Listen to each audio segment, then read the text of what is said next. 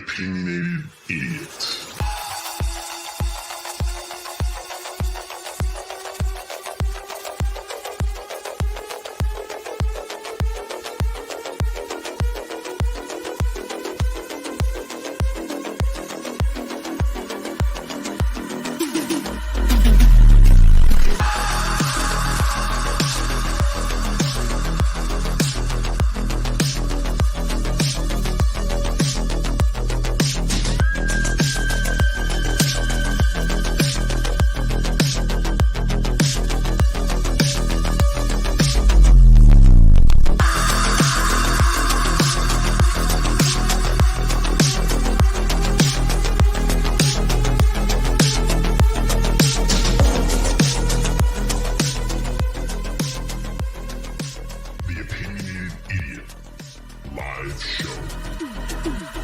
What's going on, my idiots? It is April 4, it's 420 today. So if you partake, please spark up your 420 or whatever the hell you guys call that stuff. I don't partake, but happy 420 to everybody out there.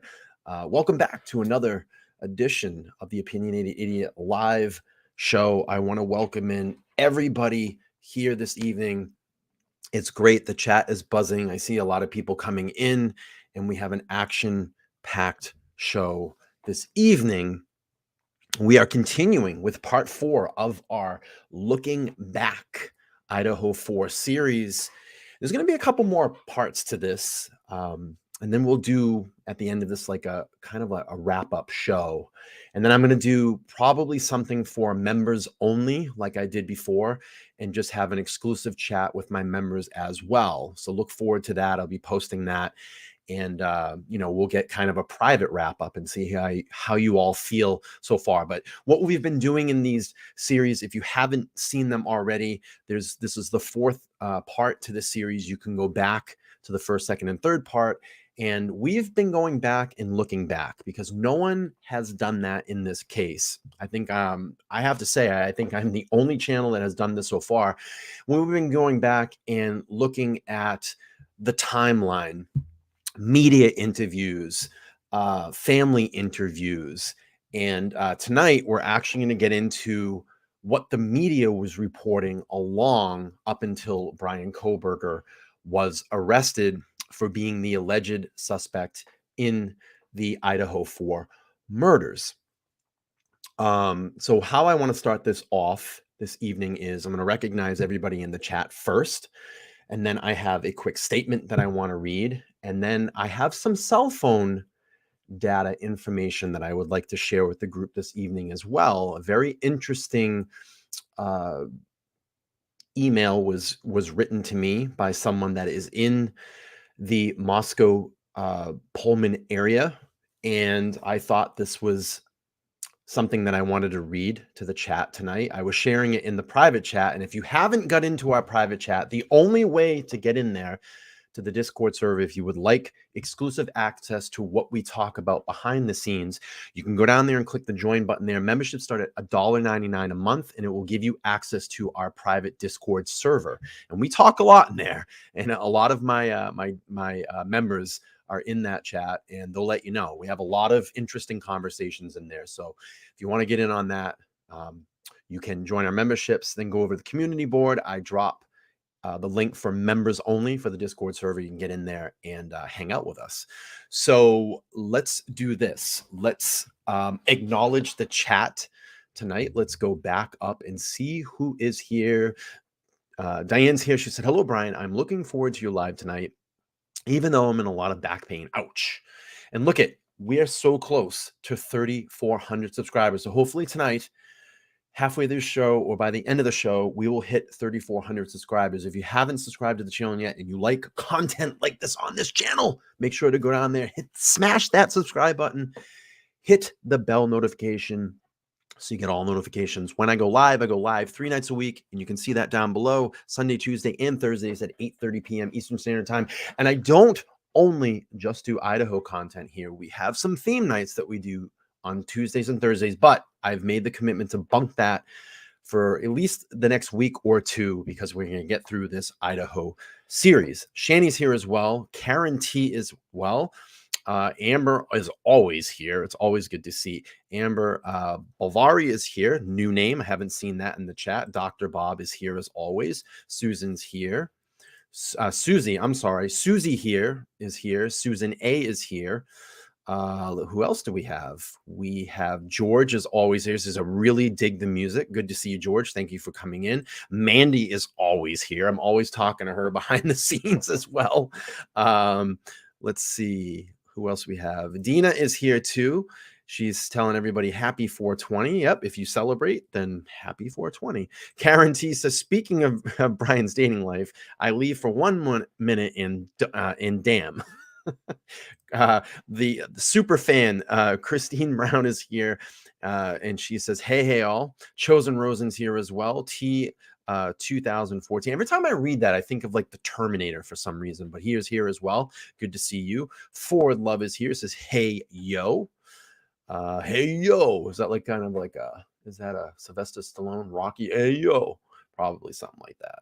I gotta, look at this. YouTube user 336. Looking forward to hearing this email. I am too. I'm very excited to share this. Tsunami is here. Says, hello, fellow chicken heads, snake gods. I love it. He's in the private chat as well. We have some fun over there. Naseba is here. Says, hello, everyone.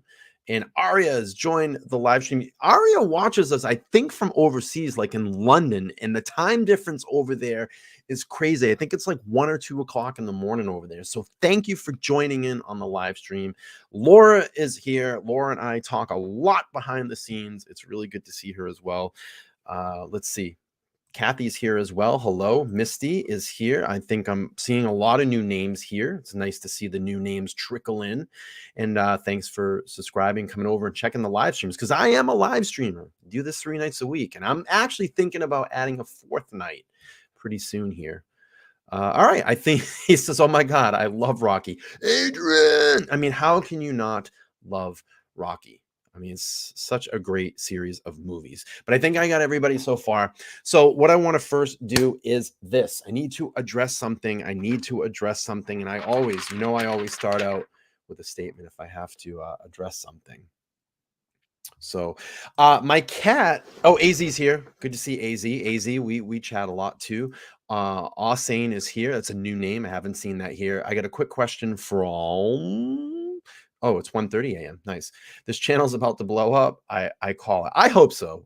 We're working hard. It takes it takes a leader to do it, but it takes a team to put it all together and make it happen. And you guys are my team. I always say that. You guys are my idiots. I always say that. And the only way that this channel is going to blow up is if you come to the lives, you interact on the lives, and you watch those videos and interact on the videos. Maisie Star is here. I love that name and I love that band. Great. Awesome 90s band. Mama Mate's just Mountain Mama's just trickling in as well. I wanted to go back to this. So Susan A is saying, hey, I've been here for a live. I had to ask you, is your mascot cat? Because I love it.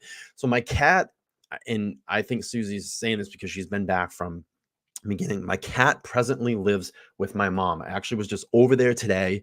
And I spent some time over there, and probably eventually at some point he will come back. It's just I've been super busy at work and not having enough time here at home, and I don't really like to leave him by himself. But thank you for asking. So let me get this, because we're going to go a long time tonight. This might be a 3-hour banger tonight. I'm going to tell you, I have a lot of stuff lined up. But I want to start out with this, okay? And I want to address someone.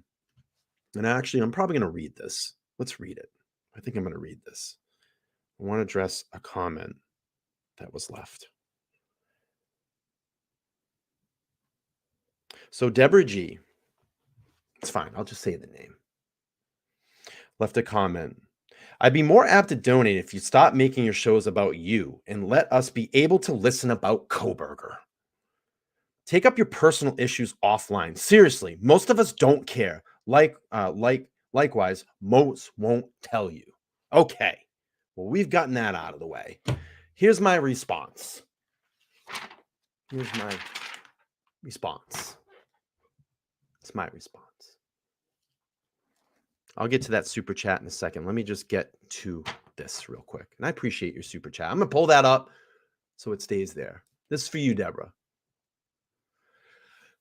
When a YouTuber shares a personal story, they're often trying, in kind of, I think you get my vibe here. When a YouTuber shares a personal story, they're often trying to connect with their audience on a deeper level by sharing their own experience, struggles, and triumphs. By doing so, they can help their viewers feel more connected to them and inspire them to overcome their own challenges, just like all of you. Personal stories can also be a way for YouTubers to establish credibility and authenticity. By sharing their own experiences, they can demonstrate their expertise and show that they are real life, that they are real people who have faced similar challenges to their viewers. Viewers come to this YouTube channel because they enjoy the content, have an interaction in a particular subject, or to connect with a certain creator. I can sit here and just press play on a video. I cannot give any type of criticism, or commentary, or any guidance, but I don't think that it would hold their attention for very long. People come here to share their experiences, opinions, and hear more about what I have to say on a particular subject matter, as well as their feedback. Ultimately, when a YouTuber shares a personal story, they are opening themselves up to an audience and inviting them to be part of their journey. It can be a very powerful way to connect with their viewers and build a sense of community around their channel. Now, I can sit here all day and not be human and be a robot and not have feelings. And we cried together the other night when we saw Steve Gonzalez talking about his daughter, the way that Kaylee, how angry he got about the investigators not, in his opinion, not doing enough, and listening to his story, the grief that they were going through. We cried through all of that. We had feelings. It was deep. I'm a person that has a lot of feelings. I'm a very demonstrative person. I'm going to be very outspoken. I'm going to have opinions. I shoot from the hip. I don't bullshit people. And I don't expect bullshit back. Just be straight up with me, and I'm going to be straight up with you. That's what we do here on the Opinionated Idiot channel. We connect with our audience. We connect with our community. And we connect in these live streams. And we're going to grow this channel to be huge. And I love the way that it's growing. I'm glad that I haven't had a crazy viral video, because those people that come in one time and watch that video don't give a damn about you. But this community cares because they are here every single night I go live. And I know the screen names. I know the faces. I have the interactions in the emails, in the conversations with these people. They're becoming my friends. But it's okay. I love the slow grind and I love the gradual way up, because as people come in and they watch further and they're here for longer live streams, they will understand this community. They will support this community. They will go along for the ride. They will be here forever until YouTube shuts down or this channel shuts down. But we got a long way to go, and we're going to keep building this community. So that is my response. Let's acknowledge this super chat here. I got to go back up. So 3434 J says, I know our review of facts is less glam than breaking news. However, justice is only won through hard work, and I'm learning through patience. Patience is definitely not my strength. Patience is definitely not my strength, but I'm learning patience just like you through this process. And like I've always said, Bryan Kohberger right now is just the alleged suspect in this case. He is innocent until proven guilty in the court of law by a jury of his peers. Thank you so much for that super chat. I do appreciate it. I will advocate for my channel. I will say smash that like button. I will do those things because YouTube does not like to push smaller channels. This is why I interact with the audience. So if you don't get it, then maybe this is not the channel for you. And that's all I got to say about that. We're done with that. We're done with that. Okay. Thank you so much for the super chat. I do appreciate it. And we know we have to give the tone. Free cash, homie.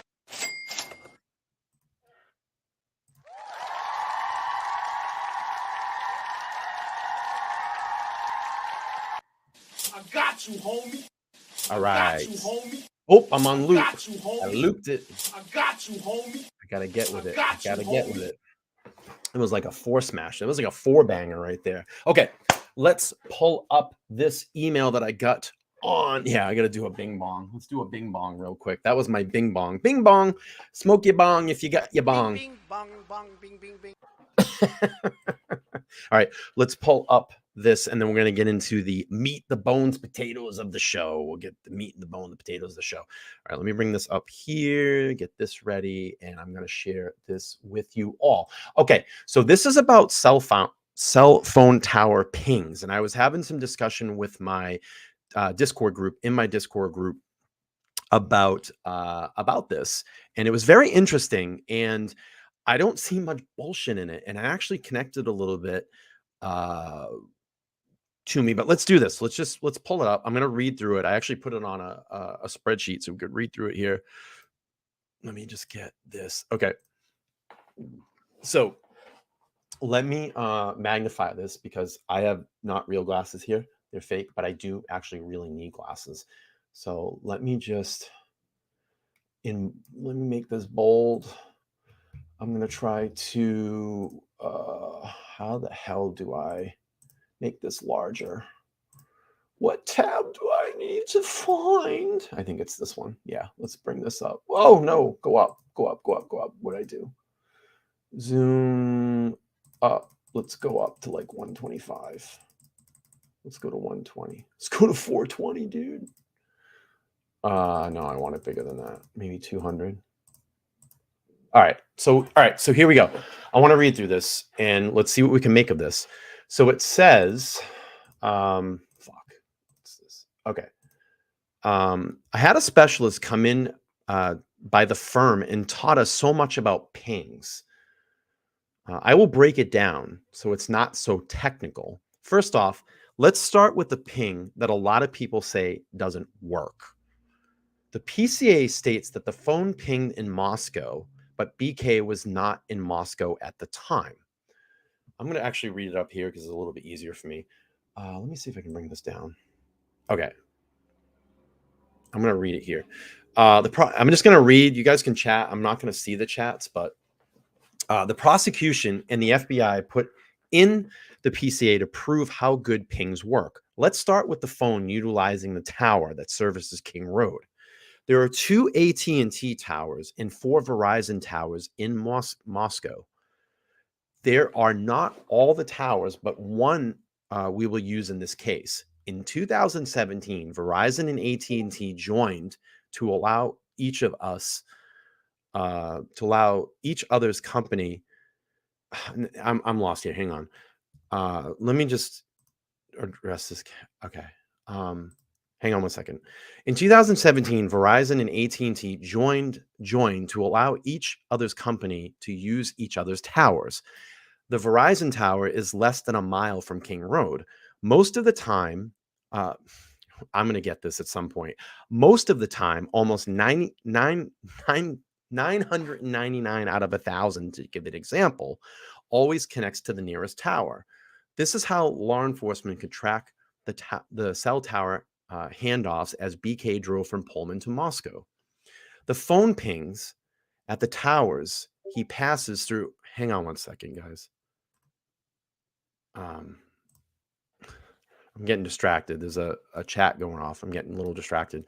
The phone pings at the towers as he passes through the area one by one, all the way to Moscow. Since 4G started a few years ago, towers change drastically in range of 1 mile at max 4, especially when mountains, buildings are involved blocking signal. The denser the area, the less frequently it will travel. This is why major cell phone companies try to put up towers every mile or so. If you notice in the PCA, going back to August, law enforcement could correlate the pings with where BK was stopped for traffic tickets he got.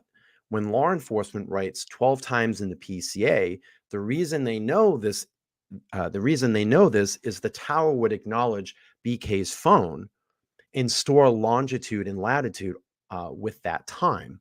So now we will get to the one people say doesn't work. The prosecution will actually show how good pings work giving this example. The prosecution will demonstrate using their expert in cell towers how cell tower devices handshake with each tower, mapping out BK's directional path. When this ping is acknowledged, the prosecution will show how south there is a tower AT&T at the border of Moscow heading towards Blaine. I think it was. Now Blaine only has a few towers in the middle of the town. Once you cross into Blaine, your cell phone will still utilize the tower at the border of Moscow. The tower in Moscow will still be the nearest tower, but you will not be in Moscow. Remember, you will always connect to the nearest tower. This is how the system is designed to work. It does not work by city if you're in a city. But the tower in the city, B is close, you are connecting with B. There are a few reasons not to not work. If the tower is overloaded, but it's not all these late hours, but not at these late hours of night. So there are zero problems with the pings in the PCA. If that ping would make the FBI look bad, then why would they put it in the PCA? They could have made the defense find it themselves. Nothing criminal about that. FBI left it in because it matches with what presented about cell towers at trial connecting to the nearest tower.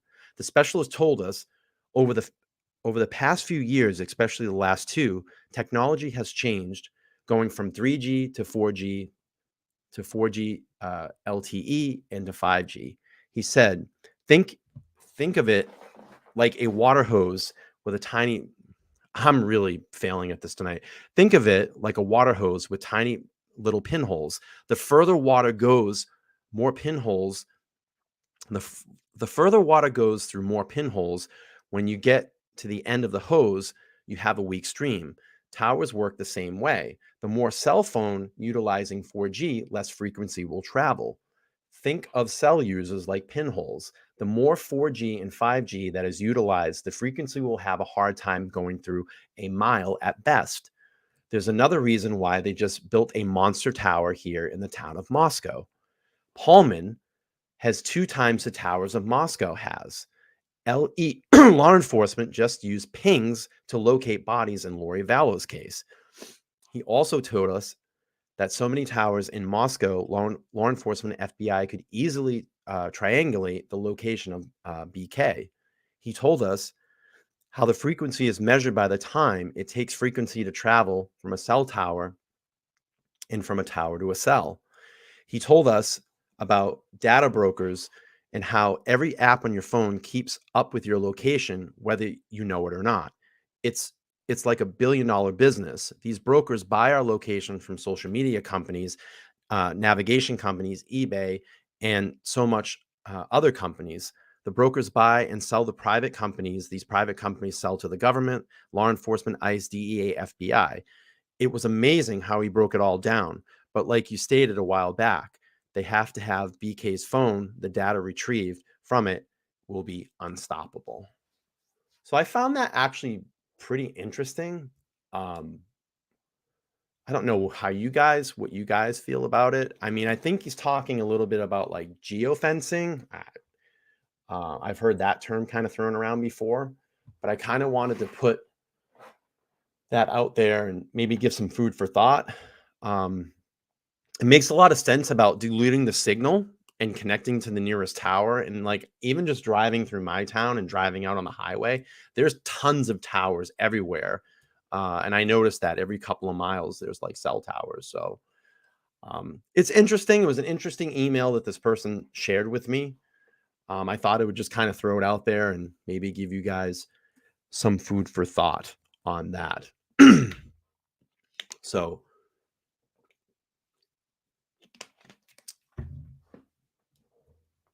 yeah, hang on one second here.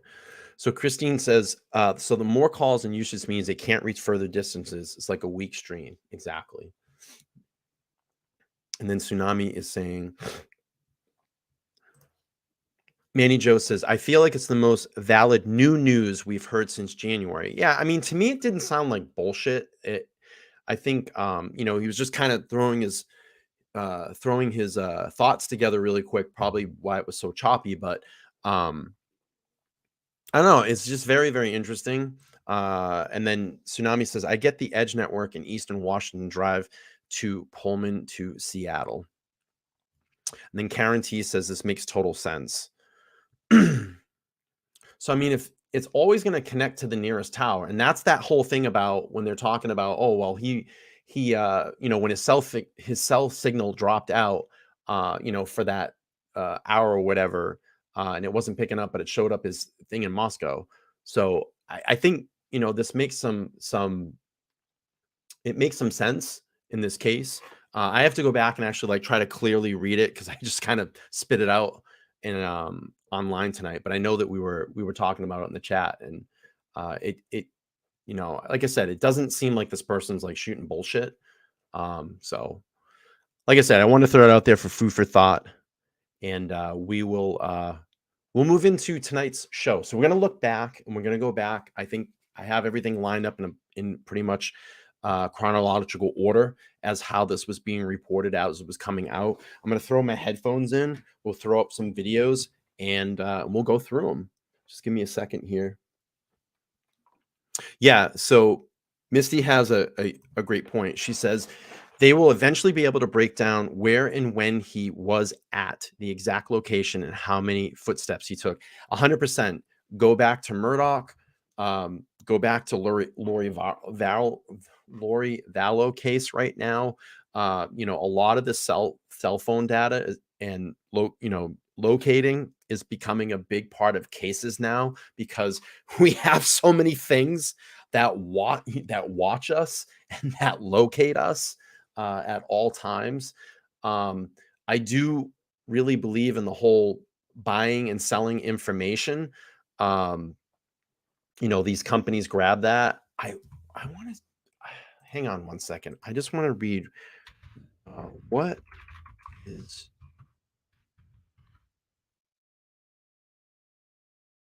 so like I was talking about geofencing, and the definition is create a virtual geographic boundary area around means GPS or RFID technology, enabling software to trigger response when a mobile device enters or leaves an area. I mean, that's like marketing, like geofencing marketing. You come into an area, you get a text message from a specific company, that thing's like constantly pinging you too. I don't know if that is what I'm trying to articulate in this case.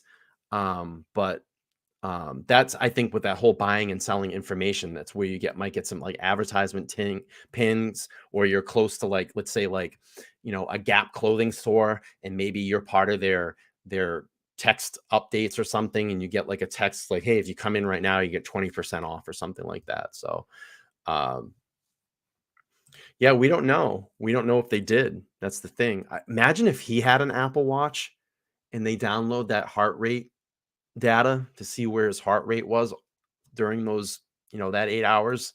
It's crazy. All right, let's go through the show. Let's get to the show. Let's get to the show. Let's get to the show.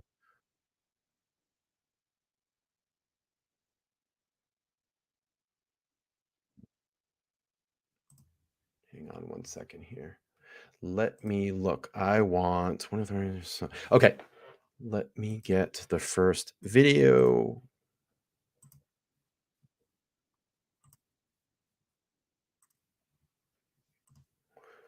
All right. Sorry, I had some echo there. Okay. Here's the first one. Let's play through it. And here to take a deeper dive into who could have done this, what investigators are looking for, is forensic and clinical psychologist Dr. John Delatorre. Thank you so much for being here. Thanks, Natasha. And I know you've been tracking this case. Knowing what we know about the murder weapon, also some of the new details to come out this week, what kind of person are investigators likely dealing with here? I mean, it really hinges on this word targeted. You know, there's been a lot of conversation about this word and why the police used it. And it's really interesting because it seems as though at least three, right, the three women victims may have all shared something in common, something that they probably didn't even know that they shared in common. Now, this video was like 3 weeks out, I believe. So this was like about 3 weeks after the murders took place. Most likely, this individual never told anyone, the perpetrator of this crime, never told anyone that they had murderous intent. But usually, this is someone that at least was familiar to each of the four victims, right? There were two other victims inside the house that were left alone. Now, we don't know if the doors were locked or anything like that, but we have to assume that someone knew how to get into that house and knew where each of these four individuals were in the house in order to not disturb anything or not create a ruckus or a riot or anything like that while committing the offense. Can you walk us through the resolve, the state of mind that the killer needed to have to carry out this crime? It's not only the resolve, right? It's not only that, but it's also managing the adrenaline, right? Because you're going to be anxious and nervous when you're committing this crime, because I'm not entirely convinced he's done this before. And I say he because more than likely it is a him. Right. But it's unclear that he's done this before. So you got to manage your adrenaline. You got to manage, right, everything, right, the anxiety that's being provoked. Then you got to manage sort of the physical exertion, right? You're committed to doing this thing, but stabbing individuals with a knife takes a lot out of you. And then you have to move quietly to the next room. There's a lot of resolve. This person wanted to do this, and it probably has been wanting to do this for a very long time. Well, and some believe the killer is likely an incel or part of that community. Can you explain what that means and what the chances are that that is true? I've heard that before. I don't think so, right? Incels, they tend to believe that they have no access to women, or that women sort of push them to the side. I'm not really seeing that. It's unlikely that an incel becomes this radicalized. And usually when they become radicalized to engage in a behavior like this.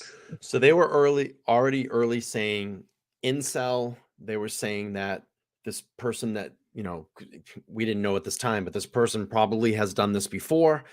And they're saying, you know, he's saying a male subject. And they're also saying that, what was my final thought? I'm sorry, it'll come to me. It's a performance crime. It's theatrical, right?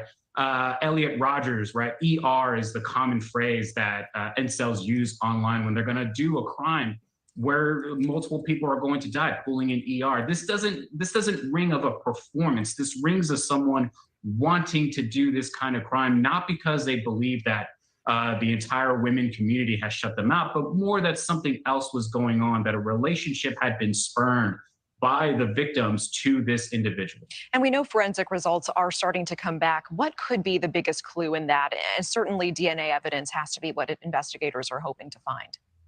Usually it's going to be the DNA evidence. And a lot of people say that, well, the perpetrator was using a knife, so more than likely he cut himself at some point. The problem is that if a knife was used, it's possible that the knife had a hilt, right? Where the person's hand might have slipped, but maybe not a cut. Right, gloves, it was freezing cold that night. So it's certainly possible that there is no DNA evidence, which is why this is going to take a long time. It's going to take detectives and investigators, right, knocking on doors, asking questions over and over and over again. This is not something that's going to be resolved quickly. Appreciate your insight. John Delatorre, thank you for your time. Thank you, Natasha. Thank you for watching. All right. So we got incel, we got male subject, we don't think that he's done this before. Let's see.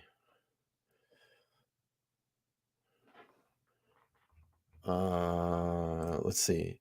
Tsunami says edge weapon was stated on that list just now. K-bar knives has 2 different blade types you can order. Let's go back to that. You're saying in the video, was that I missed that. Let's go back to that video. Is that what you're talking about? Here's something. There's another interesting thing that you're going to see in one of the here in one of the videos and see one of the videos that I find extremely interesting. And I'm going to get to that in a second. Hang on. Let me see if I can find that video because I just shut it down. Let me go back. Here it is. Let's see what he's talking about. Let's see what Tsunami says.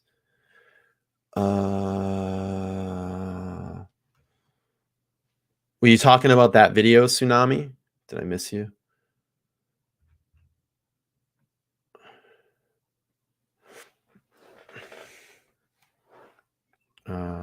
Let's see. Let me go back.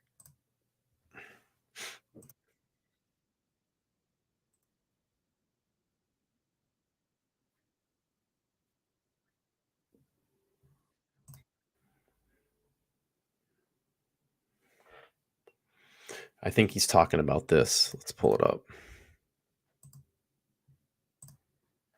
So it says here, November 13th, 4 students found dead inside home. November 14th, victims identified, no suspect in custody. November 15th, police, edged weapons such as knife was used in killings. November 18th, victims were likely asleep before murders. November 29th, 5 cars towed away from crime scene.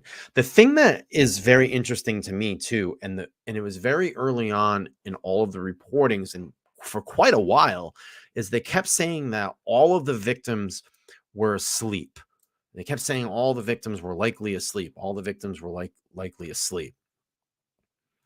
What was Tsunami talking about with the timeline 2 minutes ago? So you're not talking about this? I'll post pics of the different ones on the Discord later. Okay, cool. All right, we'll just keep moving through the show. If everybody's in here, let's smash that like button. I would appreciate it. Okay, let me pull up the next video I had queued. All right, let's pull this up.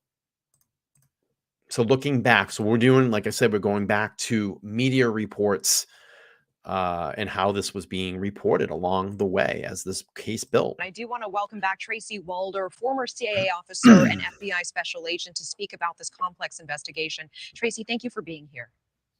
It's good to see you again, Natasha. Thank you. And Tracy, what do you make of investigators being back on the scene now, collecting more evidence? And also, how much of a red flag in your mind is it that the lock was replaced the week before? Where is your mind when you hear that piece of information?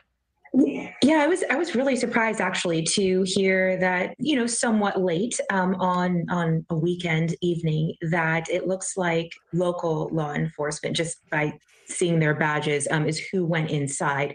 It looks to me like it's some kind of evidence recovery that they were doing. If they were turning lights on and off, I haven't seen the footage, but if that's what they were doing, they were most likely looking for bodily fluids of some sort. And if they were taking it out in paper bags, that's usually what we use when dealing with biodegradable kinds of fluids. That's how we transport evidence of that nature. I'm surprised that 3 weeks into the investigation, they're still collecting biological evidence. Typically, that's something that's collected rather early on. So that's surprising to me, although it could be the result of another lead, which is a really good thing. In terms of the locks being replaced that Xana's mother was speaking about, that's interesting to me. I'd want to know why. Was it replaced simply because, mundane thing that it was just broken? Or was it replaced because she didn't feel safe? So I think that's really a critical thing to look at. And we know you've been looking at some of the images from the scene from inside of the home. What can you share with us? What is striking to you? So what's interesting to me, and again, I'm sort of a cyber sleuth here. I'm no longer an FBI agent. I'm no longer in law enforcement.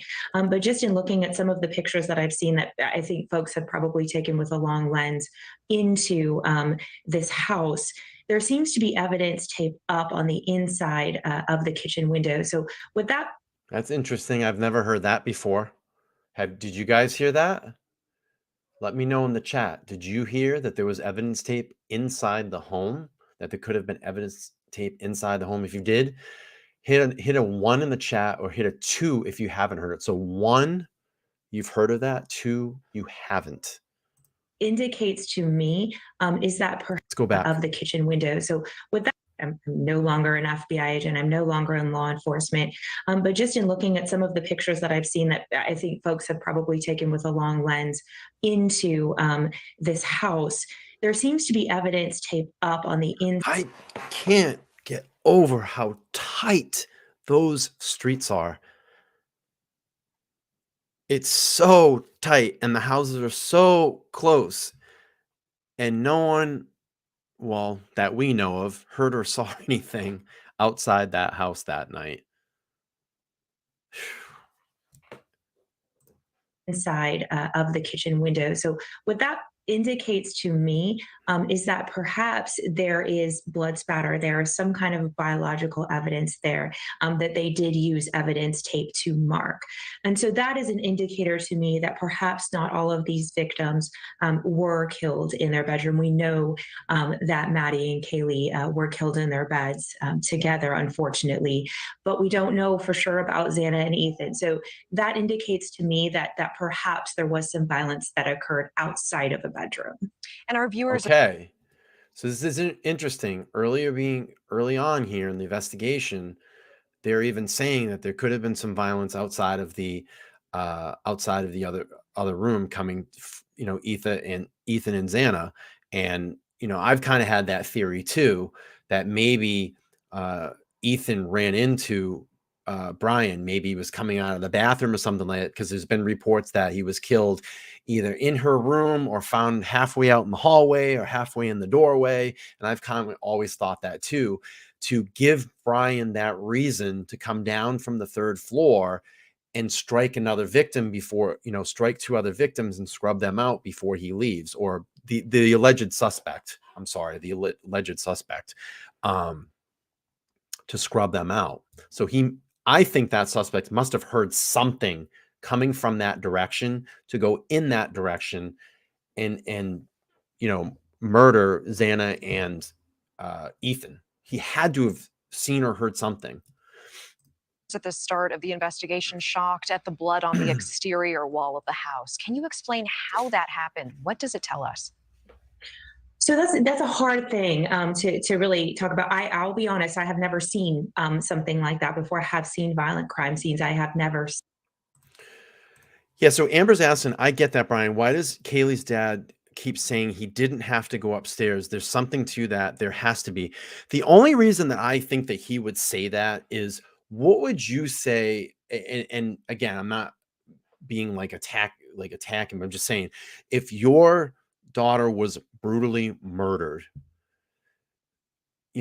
what would you say? You didn't have to go up there and kill my daughter. You didn't have to go there. Maybe that's the type of thing that I'm getting from that vibe. Or you may be right. There may be more to that. This is a weird, strange case. Every time I go to break this down, I'm pulled in a different direction. Now, I think they got the right guy. I'm almost confident they do. But all those puzzle pieces coming together is like a fucking Picasso painting. The ear is over here, the nose is over here, and the mouth is up here somewhere. I can't figure it out. And every time that I think that I have my thumb on it, it just gets weirder and weirder and weirder. And I think that everybody else is probably in that position. I mean, I have many conversations with my channel members behind offline, and we just throw theories out, and we get even more confused. I just want to pull this up too. I thought this was a really good chat. Hang on one second. Where did I see it? Mama Style says, I agree with Bryan. I was thinking the same, that dad would just be wishing the murderer hadn't gone upstairs. And that's kind of the vibe I'm getting. But again, Amber may be right. There may be something more to that. And that's what we do when we look at all these particular types of things. So let's see. Pamela Smith is saying, any truth that the police took a set of golf clubs from the house? Many speculate Ethan used a golf club to defend himself. Rumors in this case are crazy. I haven't heard anything like that, but that's very interesting that you said that. Tsunami says the crime scene tape inside was probably put up till the detective showed up at 4:30 p.m. on 11/13. Okay. Let's see. And that's most likely true. Let's see. I just want to see if there's any other chats. I think the knife sheath came from WSU criminology department. And Live says, yes, this case does need some defragging for sure. It literally boggles my brain every day. I have such a hard time with this case. And then Mountain Mama says, Steve Gonzalez also said in one of the interviews that someone knows something and that they need to man up and step forward. It sounded like he was kind of threatening someone. Yeah, again, that might be a loaded question. You know, he's just throwing things out there to try to draw something out of someone, you know, kind of like a reverse psychology type of tactic. The thing is, we really don't know. We really don't know. I just want to acknowledge this super sticker. The $4.99 super sticker from YouTube user 336. And I will give the tones. Great cash, homie.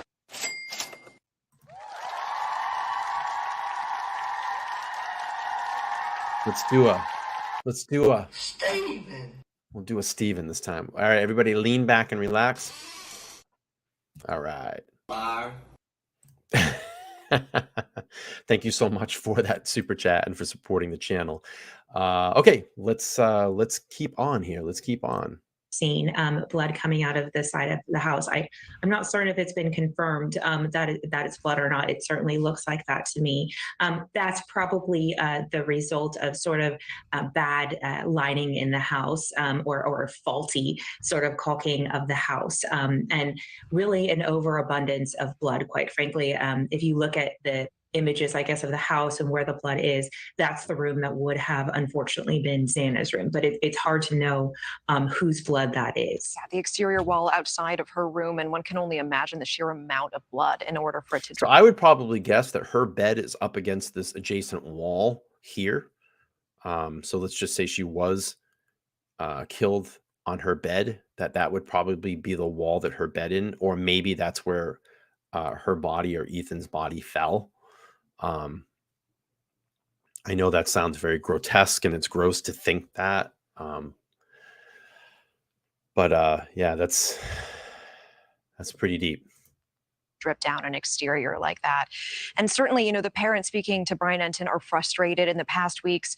You have been very supportive and understanding of this investigation. I've appreciated that. In the last hour when we were speaking, you were pointing some things out, and we were discussing, for example, how quickly some of these suspects were ruled out. What could be done better as you are taking a bird's eye view of this investigation?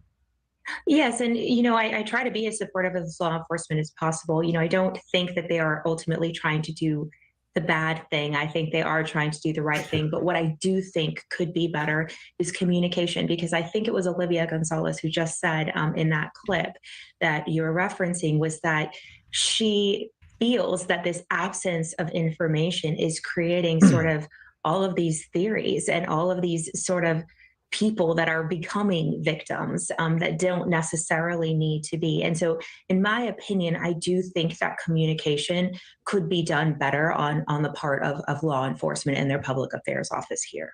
All right, Tracy Walder, certainly appreciate it. Thank you so much. All right. What do you all think so far? Are you enjoying the show? Please give me a 1 in the chat if you are, or 2 if you're not. I'm sure I won't see any 2s. Let's see some 1s. Let's see some 1. Okay, Missy Aron says she was on the floor, the document stated. Aha. Let's see those 1s. Amber says, seeing the blood on the outside of the house makes me think that a massive fight went on in there and how that DM did not hear that being on the same floor. You know, it's a great question. It's funny. I'm gonna read something really quick. I was messaging with one of the channel members earlier, and I just said, you know, we were talking about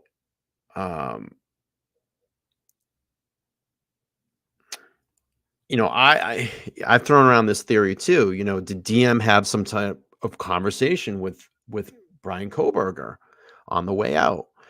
And I said I'm starting to think that DM might have known Bryan, or he had some type of conversation with her that night, and that it scared the living shit out of her for her enough to go back in her room and shut the door. She didn't just turn around and go back into the room to lay down. No rational person in their mind would do so. Not after the noise that came from inside that house. Not after seeing someone dressed in black with a mask over their face walk past you that you've never seen before. I said, it just doesn't make sense. It doesn't make sense. And we were saying, you know, there's more to that story. There's more to that story that we haven't heard or seen yet. So I think there's still a lot to that story, and that really bugs me. That's the thing that's bugging me right now. The 8-hour gap, the 911 call, the whole sketchiness about, you know, going back in your room and shutting the door after all that commotion, after how loud that was. 4 people basically physically getting probably thrown around, you know, maybe that fight just around the corner. You yell out, hey, you know, quiet down or shut the fuck up or whatever it was.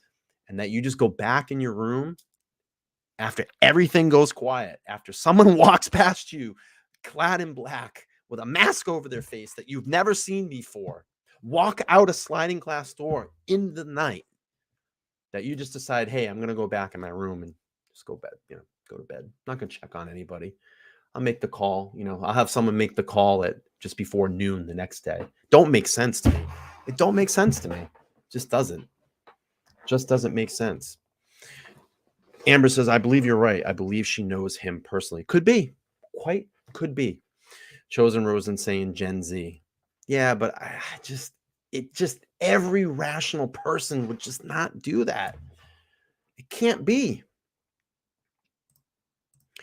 I don't know.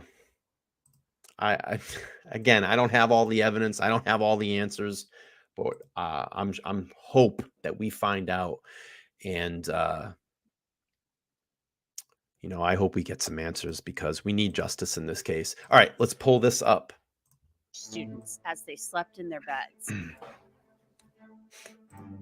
I'm Anjanette Levy, and welcome to Law and Crime's Sidebar podcast. We are taking a closer look at that tragic murder investigation that is underway in Idaho. This is where 4 college students were stabbed in their beds a little bit more than a week ago. Ethan Chapin, Kaylee Goncalves, Xana Cornodal, and Madison Mogan were found stabbed to death just before 11 a.m. on Sunday, November 13th.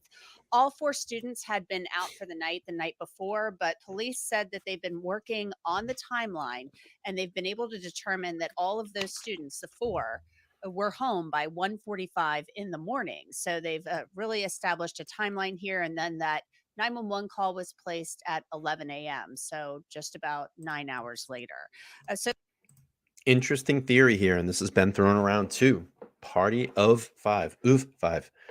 I don't think she was really there or stayed there all night. And we've had kind of that, we've thrown that around in the private chat too. We thought maybe there could have been, you know, maybe the suspect comes by, sees her, grabs her, kidnaps her, takes her out of the house, threatens her, maybe was gonna kill her, basically says, if you do anything, I know where you are. I know who you are. I'll come back for you. Brings her back at 9 o'clock in the morning and drops her off.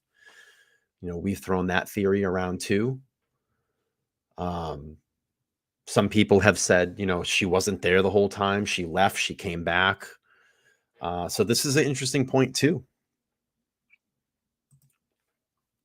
Very interesting. So it's a real mystery. We need to and know. It's pretty disturbing what happened to these college need to students. know. Ethan Chapin was actually memorialized at a service on Monday evening. So I thought we should take a closer look at the investigation. And joining us to do that is Phil Waters. He is a veteran homicide detective. He worked murders and high-profile murder cases for more than 23 years in Houston with the Houston Police Department. He is also the founder of Kindred Spirits Investigations. Phil, welcome to Sidebar. Thanks for coming on.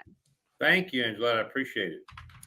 Let's talk a little bit about what we know so far. We know that these 4 college students returned home sometime around 1:45 a.m. on November 13th, and 11 a.m. a 911 call is placed. Police have said Why? they ruled out the 911 caller. There were other friends in the house because the roommates called friends. They thought one of these people was passed out and just wouldn't wake up.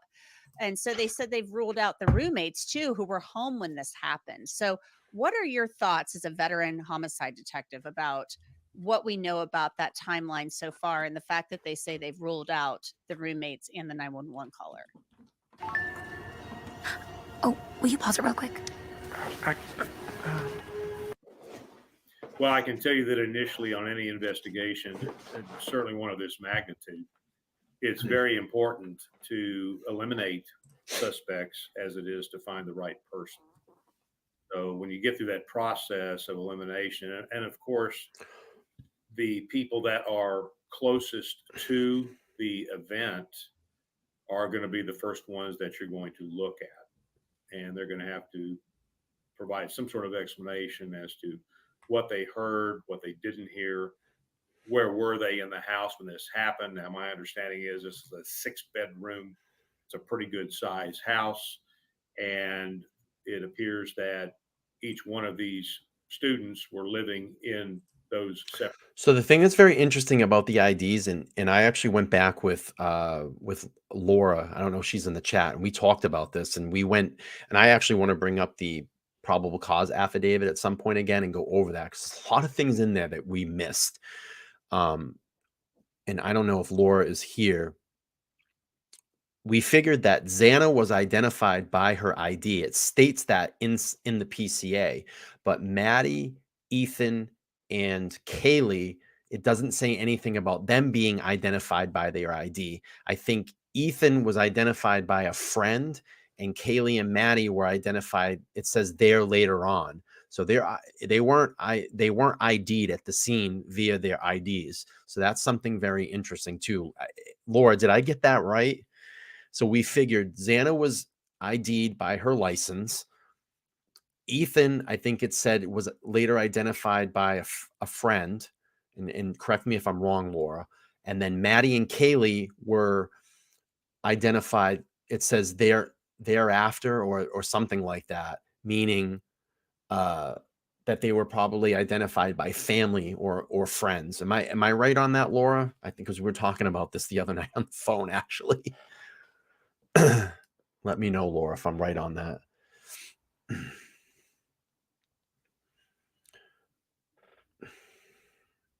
She says, you got it. She says, they had Xana's ID, but they did not mention the IDs of Kaylee, Maddie, or Ethan. And that's very interesting. And that's something that I want to do. I want to do another probable cause affidavit stream and really go through that with a fine-tooth comb and just really look at things now that we know, what we know now. But I Laura and I were kind of pitching around this idea. If there were any of the IDs taken, it could have been there 3. Mandy says if he's going to take an ID, he would have taken Xana's because it was within eye shot. And she says, but he didn't take it. So the ID had to be Maddie, Kaylee, or DM, right? That's what we're thinking. And maybe he took DM's ID. I think that there had to, I've gone on the theory that there was some conversation. Let's just say DM didn't know BK, Bryan Kohberger, and he's going to leave and she sees him and there is some conversation. I threw around the idea. He looks at her and says, listen, I'll I'll get you too. I know who you are. Give me your ID. I will come back for you. We've thrown that idea around too. They had a conversation. They might have had a conversation, and he threatened her, and that scared her enough to go. He goes, go back inside your fucking door and lock the door and don't come out. Maybe there's some conversation like that. And she's so frightened, goes in her room, locks herself in a room and has no idea what to do. If I come out of this room, is this person still here? Is he waiting? Then what? First, maybe she falls asleep during that, wakes up, first light comes, she gets up, starts panicking, calling friends. We've thrown that scenario around too. So there's a lot of theories. Believe me, there's a lot of theories in this. It's strange. And, like I said, it's like a Picasso painting. The ear is here, the mouth is over here, the chin is on this side, the two eyeballs are up here. We can't figure it out. But let's keep playing through this. Separate bedrooms. They were all roommates. And so we don't know, at least it hasn't been revealed to us. It has been said that they were presumably asleep when this occurred. We don't know if there were people in each bedroom or if there were two people in one bedroom and so forth and so on. So we don't know what the numbers were as distributed through the house itself.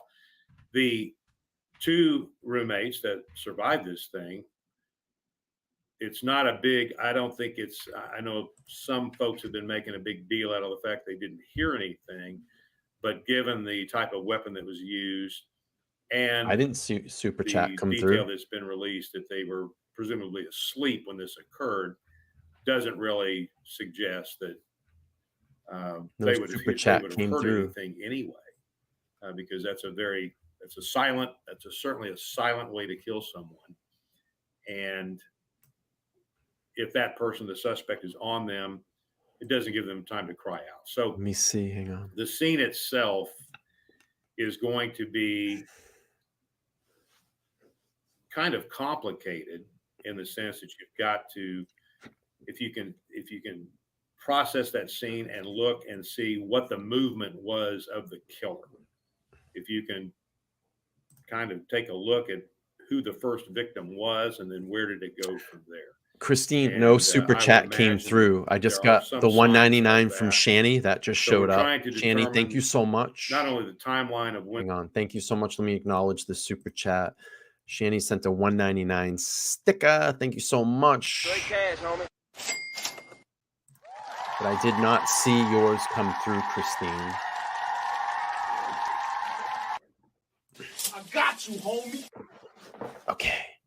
Thank you so much, Shani. I appreciate the $1.99 super sticker. Super sticker. When those kids got home, but the timeline of when the killing started.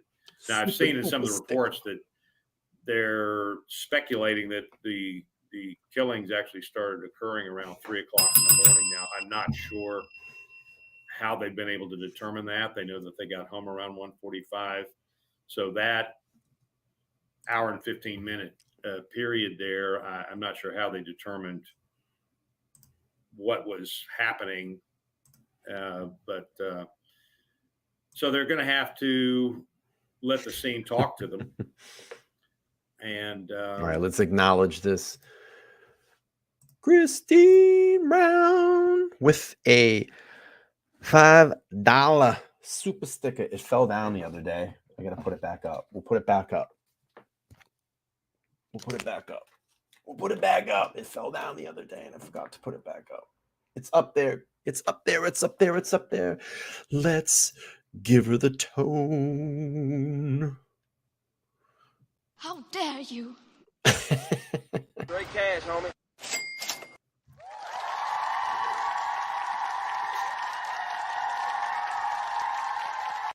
How dare you? Steven. All right. Thank you, Christine. I appreciate you. I appreciate you so much.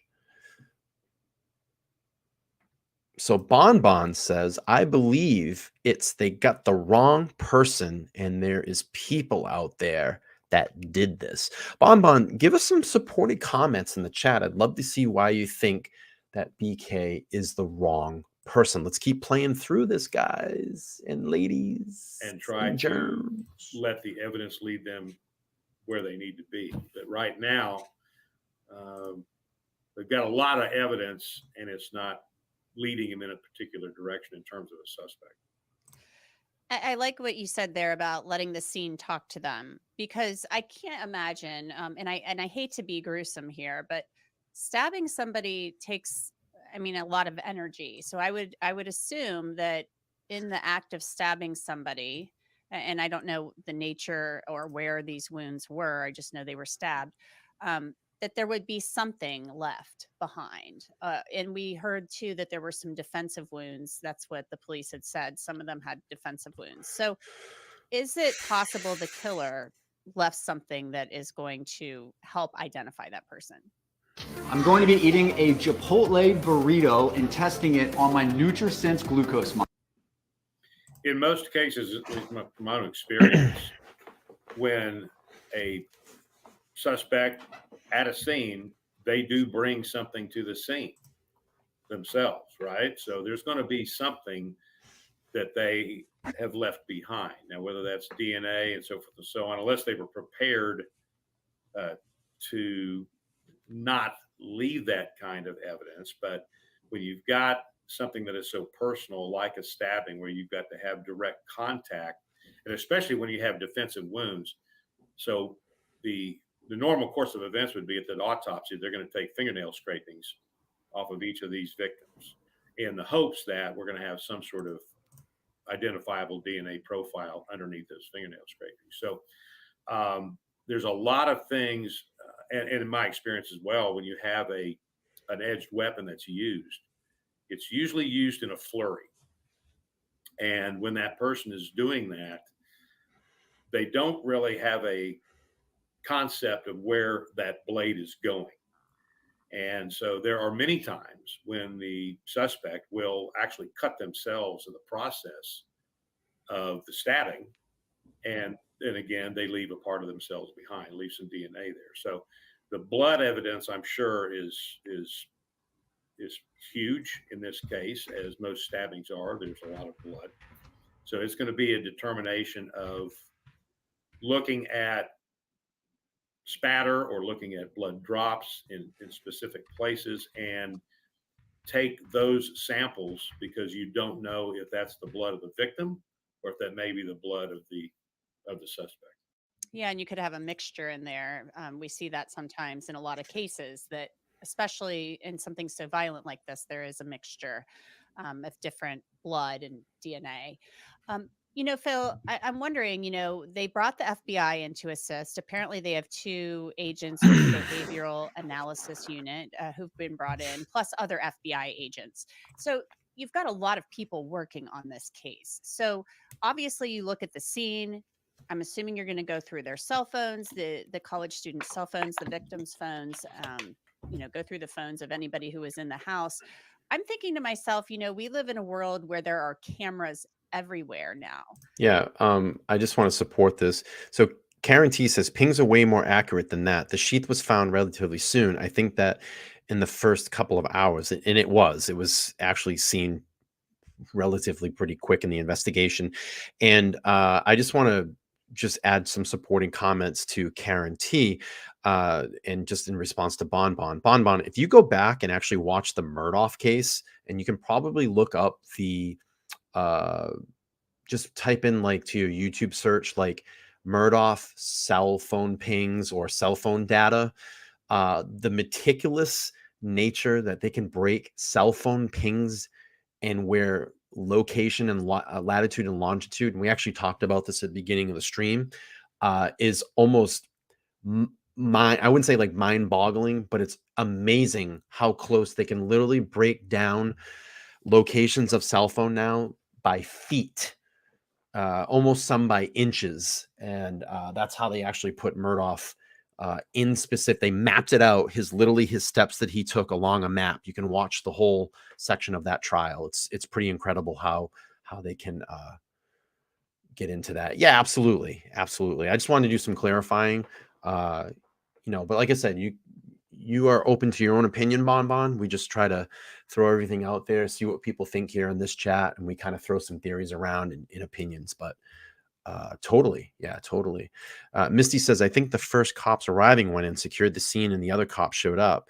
The body cams of the first arriving, reviewed the body cams of the first arriving officers. Yes, we are so close to 100 likes. We're at 83. When we get to 100 likes, someone's going to get a free membership tonight. A free membership. Why wouldn't you want something for free? So I would assume they've already canvassed that neighborhood and that general area looking for anyone who might have been captured on video around that time, in that window of, whatever it is, 2 a.m. to maybe, 8 and 9 in the morning. Well, I would tell you that, so this, as most homicides are, but this one in particular, because just the scope of it, are multi-layered, right? So you've got detectives that are tracking down the cell phone. They're going to get the cell phones. They're going to dump the cell phones. They're going to see what's on there. Who did they talk to last? Where's the consistent? See, and that's the thing too, is I want everybody, if this is your first time over watching us tonight, listen, in that PCA, you're only getting a small fraction of the evidence out there. That's not the full evidence that they have.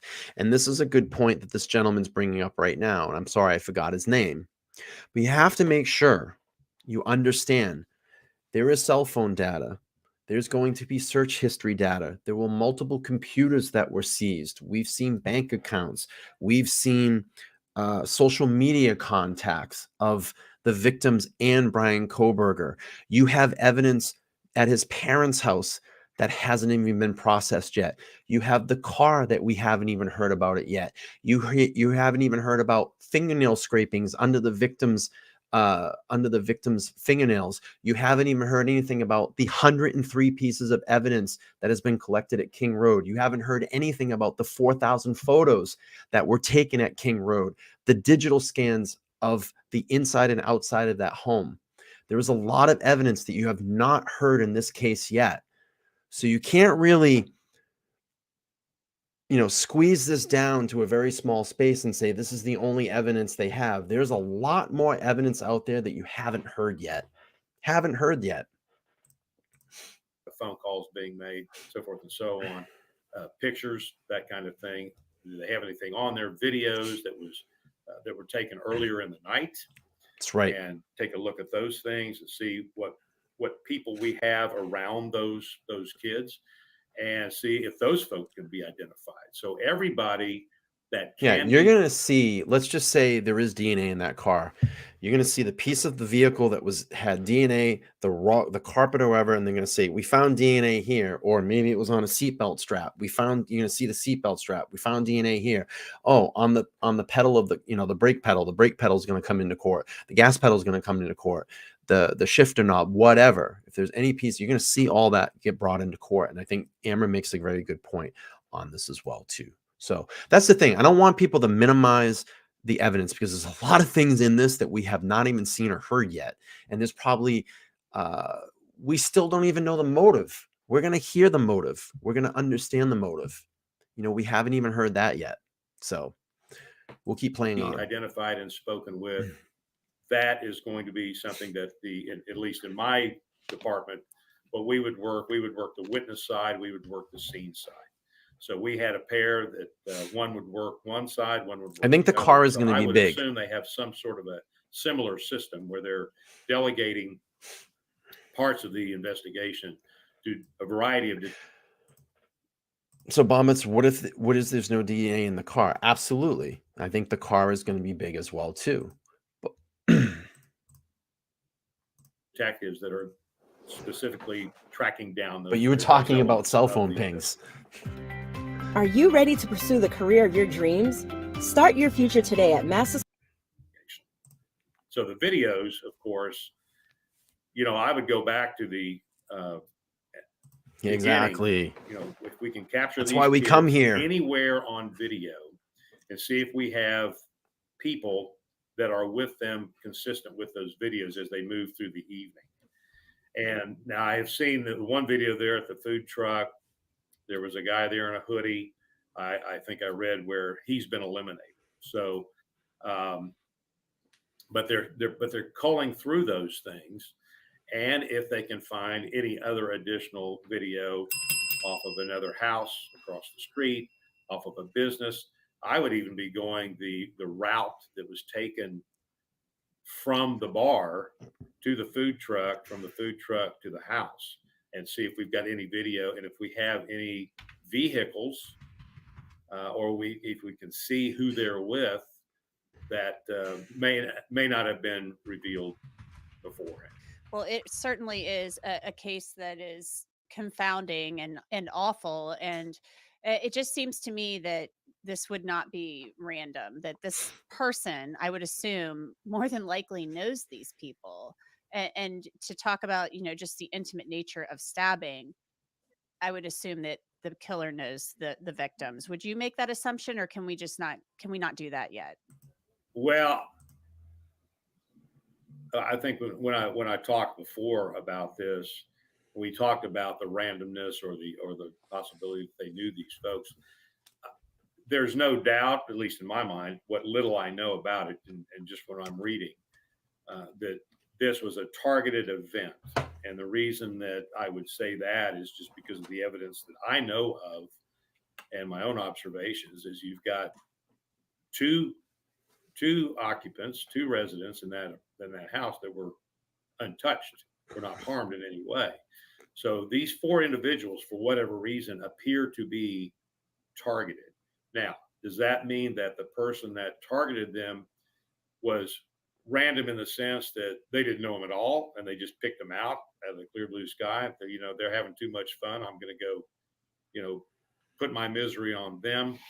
Or was it someone that they encountered earlier in the night or in the night and did not know that person prior to that encountering, and something occurred that greatly offended that person, and they decided they were going to seek some sort of retribution about whatever that relationship was or whatever that contact was. I agree. So it could be a random meeting with a person that becomes known to them only because of that meeting.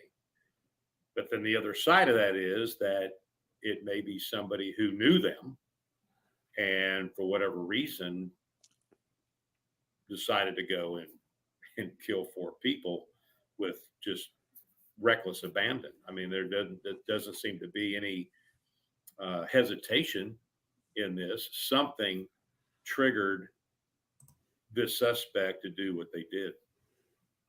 Well, it is certainly awful, and we'll be keeping an eye on it to see where the investigation goes next. Phil Waters, a veteran homicide detective and founder of Kindred Spirits Investigations.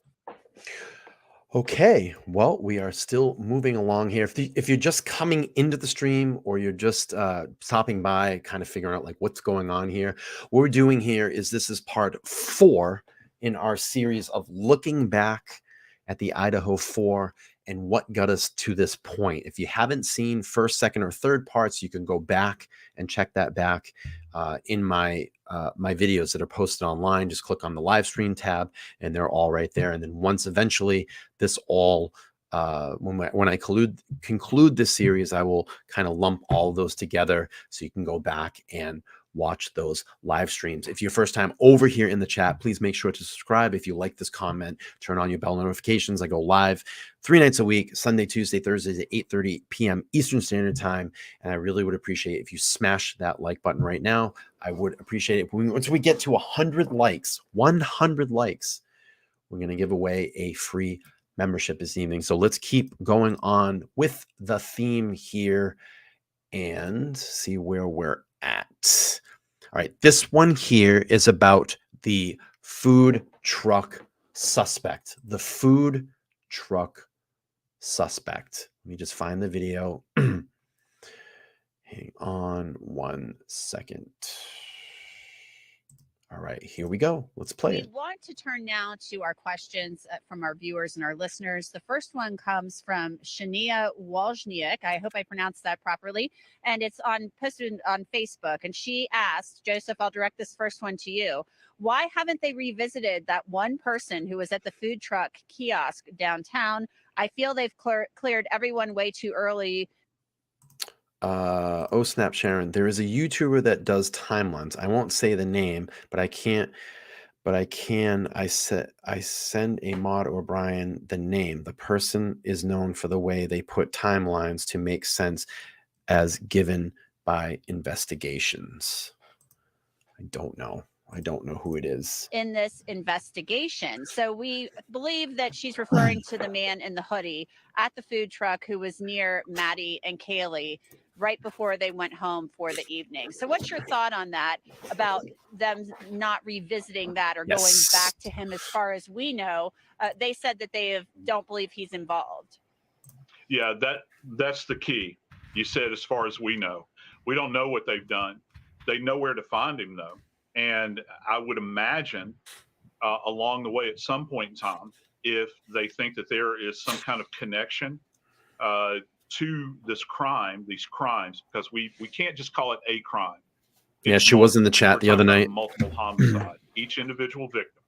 So with that said, they're going to go through this individual's social media. They're going to go through their phone records, perhaps, and see if there's any kind of connectivity with any of the direct connectivity with the victims, and also any of the peripherals that are associated with that. In addition to that, if they have any kind of unknown biological evidence at the scene, this individual will be first on the list. Yeah, but they'll nail that down, AZ. They'll nail that down by cell phone data and pings, and times that things were, pinging off everything. So I think at some point in like court, that'll get all kind of locked down as to the timeline. All right, let's keep playing through this. To eliminate, and that's my big question here. Has this individual been eliminated from a biological standpoint relative to connectivity of any of the individuals or to the scene itself? Mm-hmm. Imran, as a former prosecutor, talk to us a little bit about that process of ruling people not just in, but excluding them. It seems like a lot of times that's what investigators try to do. They try to rule people out. And if they can't rule them out, then they're not ruled out. They may be ruled in. So that process, maybe you're doing an initial interview, but you may go back and re-interview. I will drop my email. Later date. So what's that process like of trying to eliminate people as far as they go as a possible suspect? Sure. So an investigation like this, as we have been seeing, is dynamic. Certain information is gleaned, information is then digested by law enforcement. As a former prosecutor, I could tell you that I would ride along crime investigations with detectives, and I was able to see from a legal perspective how things were gleaned evidentiary-wise, and how you would now eliminate a suspect or suspects by sort of digesting and analyzing this evidence. And, we're not getting a lot of information in specifics from law enforcement here. That, I think you get a sense that there is an active investigation, as we know. And I don't think they're ruling anyone out per se. I think that maybe they're talking to people, and maybe this individual in the hoodie, maybe at least for this moment, perhaps ruled out. But I don't think they're totally crossing anyone off this list as investigation continues and evidence is procured. And Imran, I wanted to ask you about that as well. This whole, you just kind of alluded to it, ruling people out. So do you think it's been too quick that they've? I did something about this. I want to say that if your phone is in airplane mode, and I have to look this up again, I want to say that it will still try to connect in some way, and I'll figure that out again. I'll drop it in the Discord server later. I just got to look into it again. But I remember in a past stream that I did a while ago, we talked about this, and there is a way that it does try to continue to connect, but I could be wrong on that. I got to go back and look at it. come out and said, well, we don't believe this person is involved at this You guys point, stop talking about the blood. Still talking about blood. Those statements too quickly, or they're just saying that because at this point they just don't have enough to say that they are? Well, we've seen that historically happen. We've seen law enforcement, looking at someone as a suspect, and perhaps at that point they're ruled out, but later on, further evidence implicates someone in the crime. We're at 93 likes. We only need 7 more to get to 100. Once we get to 100, we're going to give away a free membership. Too quickly. Well, it's the job of law enforcement to narrow down an investigation like this, to focus on people who are suspects or maybe a suspect, or get evidence regarding these crimes. And if there is someone or something that they feel is not pertinent evidentiary-wise in terms of leading to probable cause for an arrest for these crimes, then I think it's prudent that they let that be known. But I think it's an active investigation, and all eyes are on the law enforcement in this very rural area. So we're going to be seeing them, I think, taking a very close look at everyone, ruling people out, but also not excluding possibilities. Hey guys, Sean Sticks Larkin here from On Patrol Live. The holiday season's upon us, and if you're looking for that perfect gift. Whoa. All right, we're done with that one there. All right, let's keep moving on here. So this one's going to be about, was the Sigma Chi fraternity investigated by police? Was the Sigma Chi fraternity investigated by police? Let's play it. In the area of the homicides on the morning they occurred, of course, those 4 victims, Kaylee Gonsalves, Maddie Mogan, Ethan Chapin, and Xander Kernodle, 4 young people, their lives Wow, look at the snuffed chat out, tonight. It's within crazy. You minutes. guys are lighting the And chat it's up. just a horrific crime that has rocked this small community. We are taking your questions, and we have been this whole hour. Please Chat keep them is coming on crazy. Twitter, We only Facebook, need 2 Twitch, more and likes to YouTube, get and to we will get 100. to as many Just of 2 them more as possible Let's and do it. answer them to the Let's best of our Let's abilities. go. Jennifer Koffendorfer is a former FBI agent. She is here with us, along with Imran Ansari. He is a host here at Law and Crime and an attorney. I want to start this question with you, Jennifer, or toss this one to you. It comes from Miss Anonymous from YouTube, and she asks, have any leads investigated come from TikTok? What are your thoughts on that possibility? Oh, I think definitely so. I can tell you my DM box is overloaded with information that's been conducted by different sleuths. And listen, they do amazing work. They're doing what the analysts aren't doing quite yet, or have just started doing within law enforcement, because they're waiting on subpoena returns and court order returns. But the cyber sleuths are in looking at all the social media, and they have found some. For a limited time only, Tasca Mazda. I promise that in actually a couple days, or by next month, I got that super chat the other day, the $50 super chat. We are going to put that towards making sure that I get a premium membership to skip the ads. I won't have ads anymore when I play videos. I'm going to use that.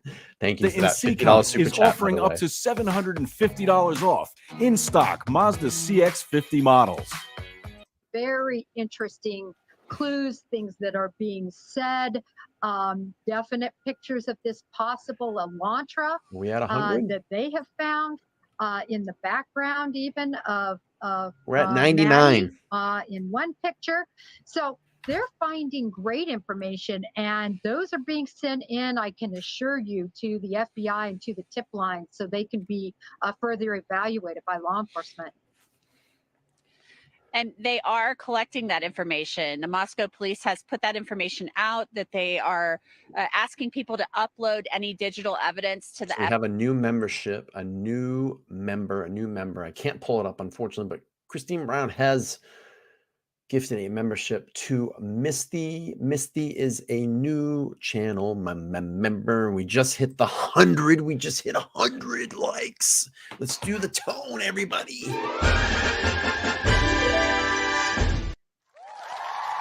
Which one should we do? Let's do this one. Bing, bing, bong, bong, bing, bing, bing.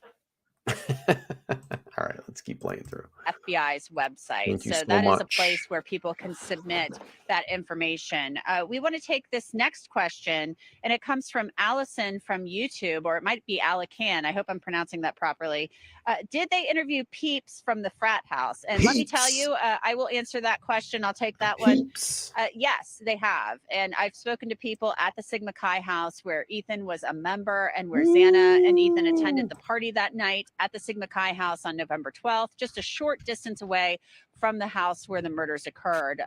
Ethan lived at the frat house, Xana at her home on King Road with Maddie and Kaylee. And those people have been interviewed, and we've been told by the president of Sigma Chi that they are cooperating with law enforcement and have told them everything they know. So that's what we've been told.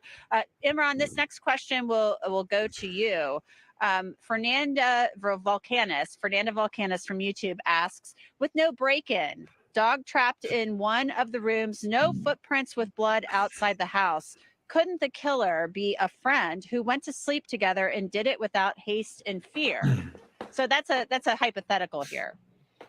Yeah, and Jeanette, no, listen, I think the fact that there was no forced entry and there's no sort of evidence, residual evidence of showing an entrance or exit that may be linked to the killings raises some questions. I think law enforcement most likely started with their investigations, let's say in the four corners of that house and who was in that house at the time and when they responded to the scene, the roommates, etc.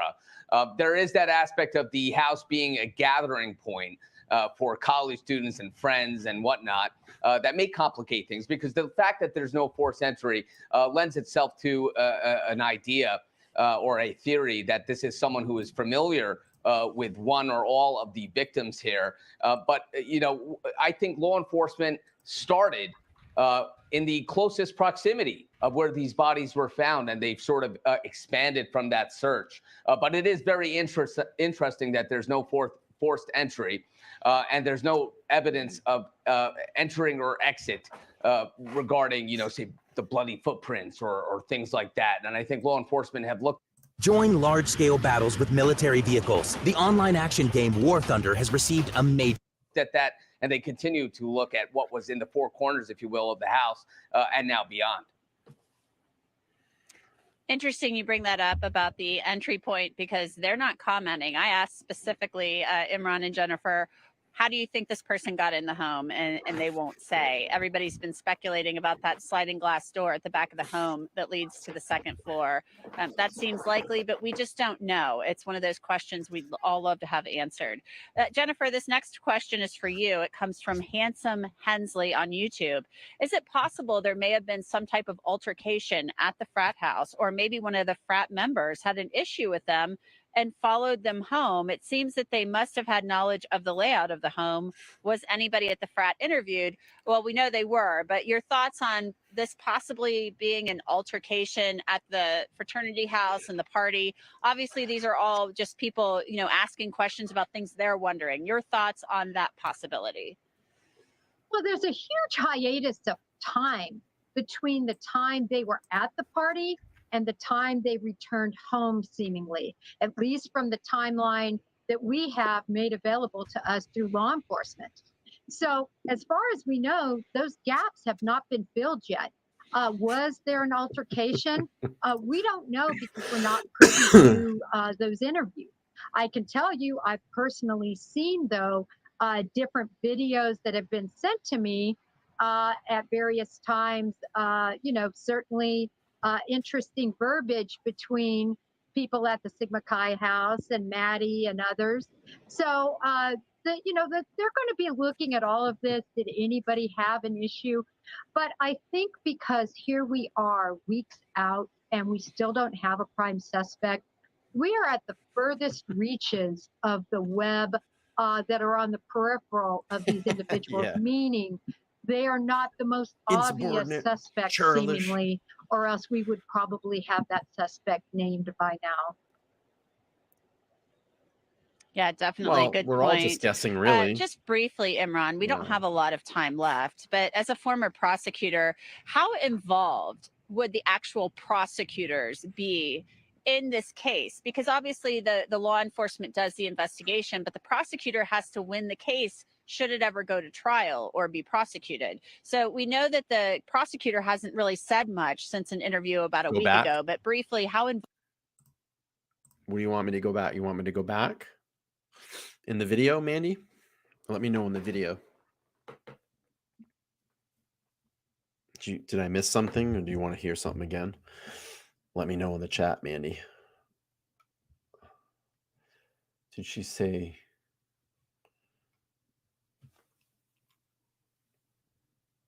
Let's see. You want me to go back? I'll go back. So house and the party, obviously these are all just people, asking questions about things they're wondering. Your thoughts on that possibility? Well, there's a huge hiatus of time between the time they were at the party and the time they returned home, seemingly, at least from the timeline that we have made available to us through law enforcement. So as far as we know, those gaps have not been filled yet. Was there an altercation? We don't know because we're not privy to those interviews. Come on, man. I can tell you I've personally seen, though, different videos that have been sent to me at various times. Come on, man. Certainly interesting verbiage between people at the Sigma Chi house and Matt. Did she say she got videos? What? The hell is she fucking saying? Wait a minute here. Not been filled yet. Was there an altercation? We don't know because we're not privy to those interviews. I can tell you I've personally seen, though, different videos that have been sent to me at various times, certainly interesting verbiage between people at the Sigma Chi house and Maddie and others. So that's interesting. They're going to be looking at all of this. Did anybody have an issue? But I think because here we are weeks out and we still don't have a prime suspect, we are at the furthest reaches of the web that are on the peripheral of these individuals, meaning they are not the most obvious suspects, seemingly, or else we would probably have that suspect named by now. Yeah, definitely. Good point. Just briefly, Imran, we don't have a lot of time left, but as a former prosecutor, how involved I know that, would the actual prosecutors be in this case? Because obviously the law enforcement does the investigation, but the prosecutor has to win the case She should said, it ever go to trial or be. I want to go back because Mandy's making a good point out of this. And she said that she had sources that were sending her videos of video inside the Sigma Chi house and conversations with how Maddie and Kaylee were acting inside that house. That's very interesting.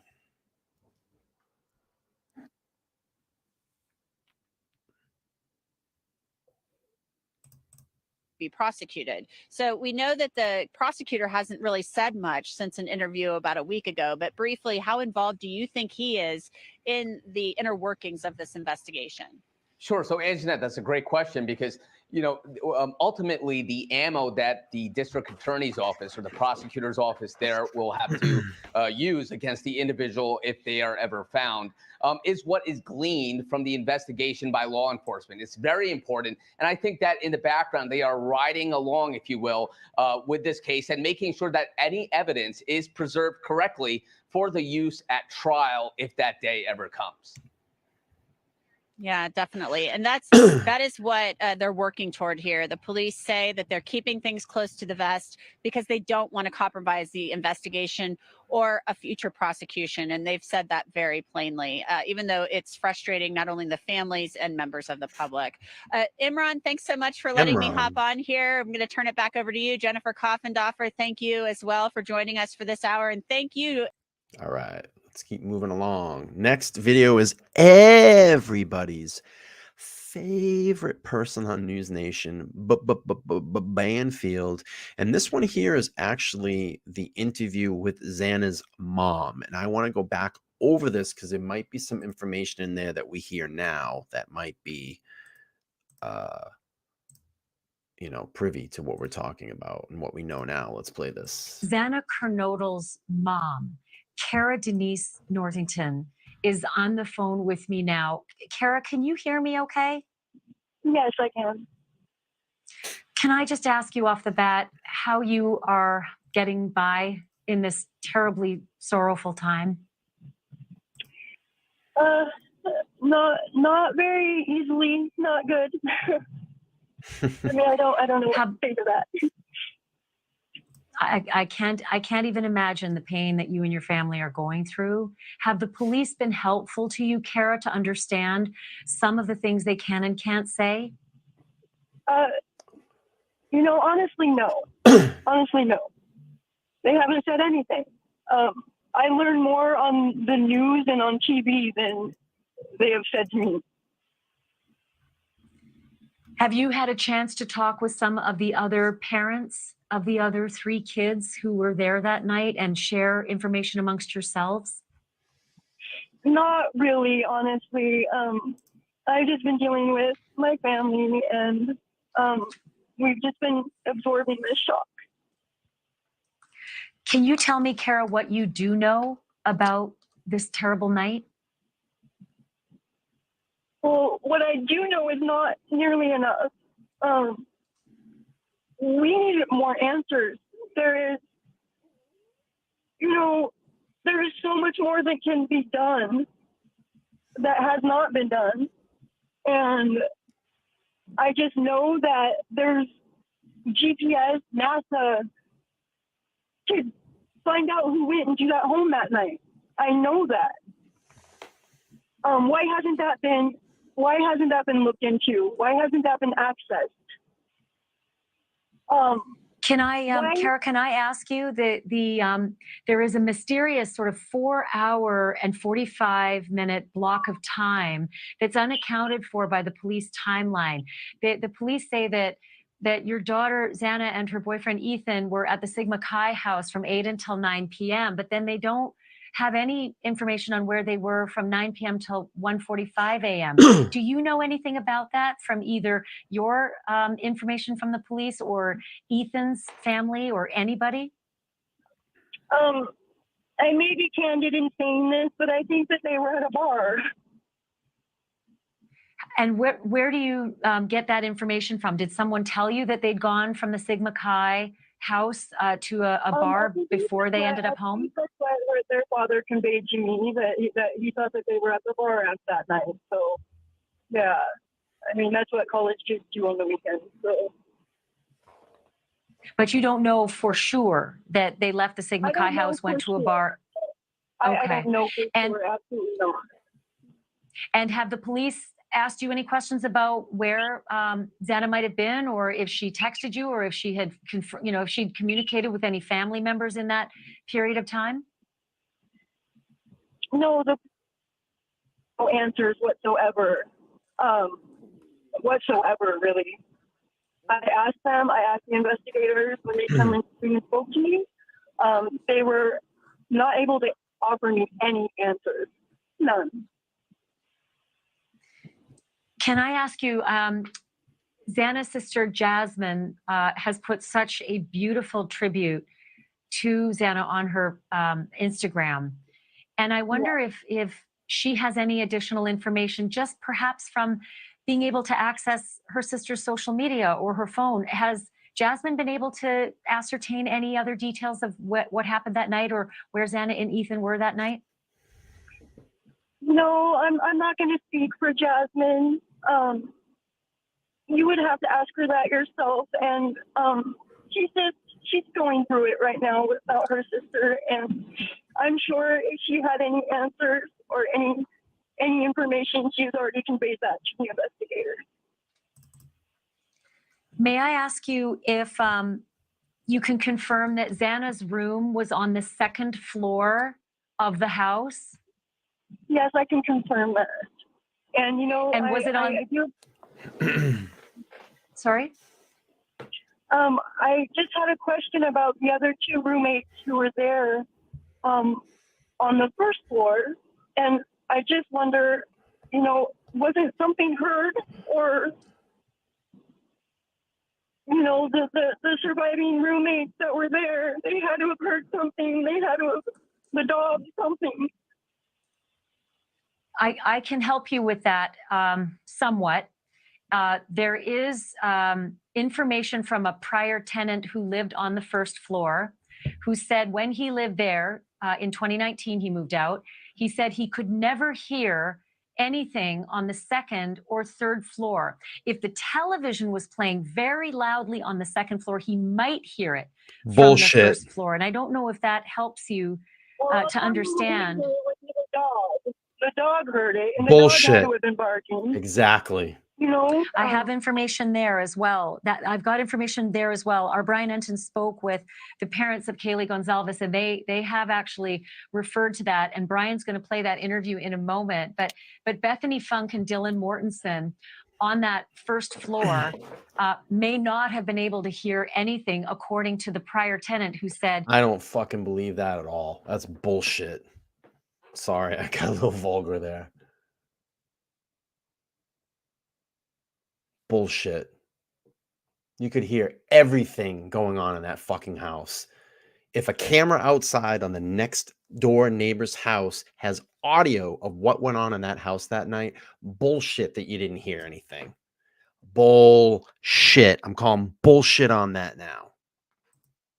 it was extremely difficult to hear because of the construction of that house. But I do want to ask you, if I can, Kara, was your daughter Xana's room on the right side of the house if you're looking from the parking lot, or on the left? She was right down the hallway from, she was steps away from Xana's room.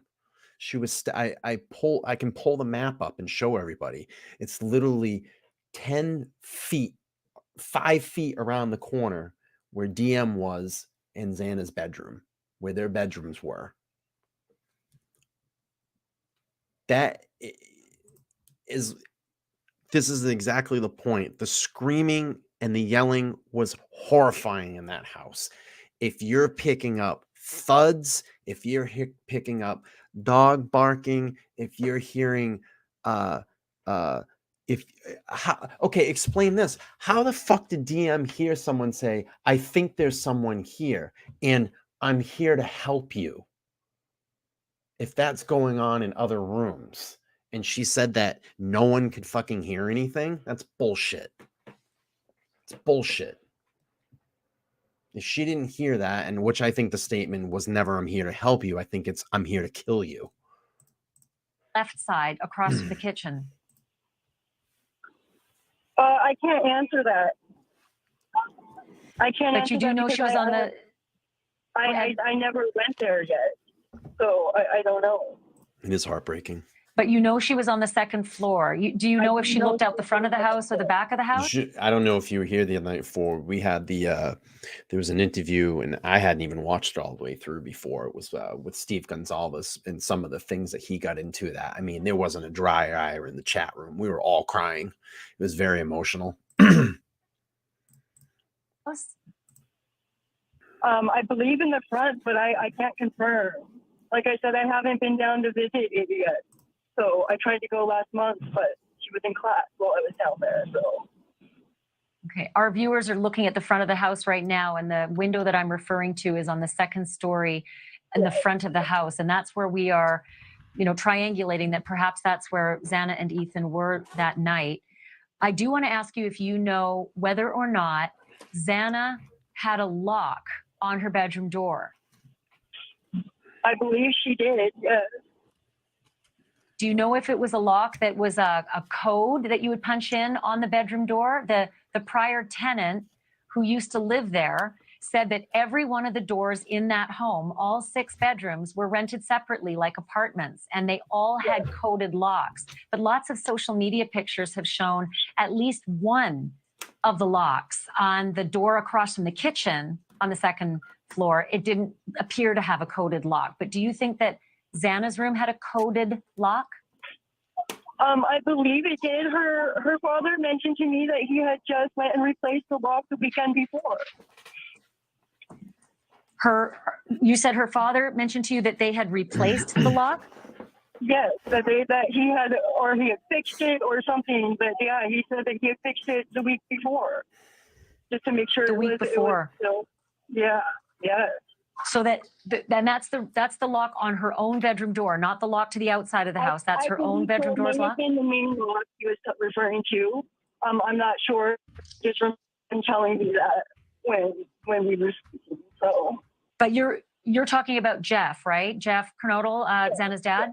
Yeah. Absolutely. Yeah. And he had been there just a couple weeks before working on a lock, but you're not sure what door. Just the weekend before, and he went to meet Ethan's parents, and went to check on Xana, and it was Dad Week at WSU for Jasmine, so he was over there, and they're pretty close schools. Pullman and Moscow are fairly short distance away from each other. Did Xana's car have Arizona plates? I can't answer that. I don't know. And she used to live in Arizona, though, right? I believe she got the car in Arizona, so that's highly likely, yes. Do you know what kind of car she was driving? I don't. A white Hyundai Elantra. And you mentioned about the roommates, the surviving roommates. Have you had any That's what she wanted her to say. To contact them? Do you or Jeff or Xana? You know what kind of car she was driving? Yeah, it was a white Hyundai Elantra. Sister Jasmine, That's what she do wanted you her have to their say. contact information? Are you able to call them to talk to them? Jasmine and Jeff are in contact with them, yes. They were all at the memorial today, and yeah. And what did those girls, Bethany and Dylan, say to Xana's dad and her sister about that morning when they woke up and came upstairs? What did they tell Jeff and Jasmine? I don't know. You would have to ask them that. I'm not going to speak for anybody else. I'm sorry. Do you know, Kara, if Dylan and Bethany came upstairs and were trying to wake Xana? Because they were trying to wake one of their roommates. Do you know if it was? Let's acknowledge this. Dr. Bob has gifted a membership to Party of 5. Thank you so much, Dr. Bob. We appreciate you. Tony.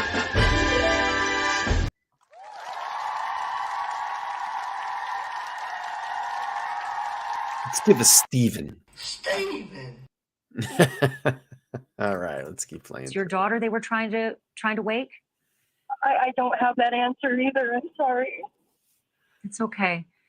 And did they say that they could not? If there's any new members tonight or any members, paying members that are has not joined the Discord chat, you can go to the community page. I just uploaded it, and only members will see that post. You can connect in the Discord app. What I ask of anybody that's in Discord already, just please change your name inside the chat to your YouTube chat name, just so I have an idea of who is in the chat. Appreciate you. Let's keep playing through. Get beyond a locked door, and that's why they had no idea what was on the other side of the bedroom door and called in an unconscious person? I believe that's right. What do you know about that? That they called in an unconscious person. I know that. But beyond that, I don't know. So it's hard for you to understand as well why, if there was such a terrible crime that had been committed, the roommates might not have seen the evidence of that crime. Absolutely. Oh, excuse me. Have they told you at all, Kara, when you can retrieve your daughter's things from that house? Not yet, no. I want to ask you, if you can, for us, Kara, about Xana. What would you like people to know about your daughter? We've seen pictures and we've seen social media, but you know her heart. What would you like everyone to know about her? Xana, if you knew Xana, you knew what a light she was to everybody she came across. She was just such a positive influence on everybody around her. honestly, and I'm not saying this because I'm her mother and biased. It's just the truth. There's nothing negative you could say about her. She was just such a good soul. And she cared. She deeply cared about her friends and her family.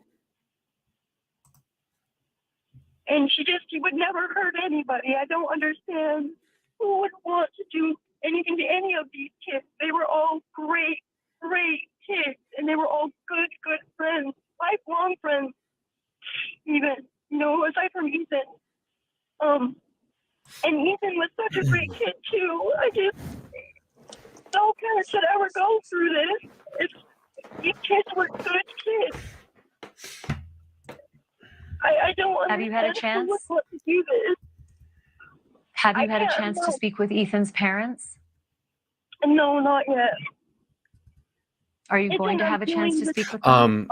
I'm sure I will. I'm gonna stop this interview. I just feel like it's kind of going in circles, and Banfield's just trying to really play for, pull for stuff here. So, it's just cycling, and I don't really want to hear this poor lady screaming out any longer. It's just kind of getting to me. So we're gonna move on from this. I'm sure that we've heard this before, and the bottom line is this: no matter her past, no matter her troubled past, we still have to boil down that she lost her daughter, and that's pretty heartbreaking. Hopefully she can get the help that she needs, for her addictions and her demons. But we'll move on, because I don't want to, that's mainstream media is just very good at exploiting in times like this to try to get clicks and views. And it's not just Banfield, everybody fucking does it in the media. So next one I'm going to play is that body cam video of the field that night. We'll play that up. It's about a 2-minute video. I all want to stand. Hang on one second. Why don't you guys all have a drink tonight? A couple of beers. Beers? Yeah. Hard liquor or anything like that? No. Now, this is the video that we can see up here at 2:59 a.m. I think it's actually when it starts to walk towards that silver car. I believe that's King Road right in the actual background, and you can actually see the house from what I remember about this video. No. Hey, is that beer? Is that beer? I believe that's King Road right there, just beyond those cars, right? If I'm right.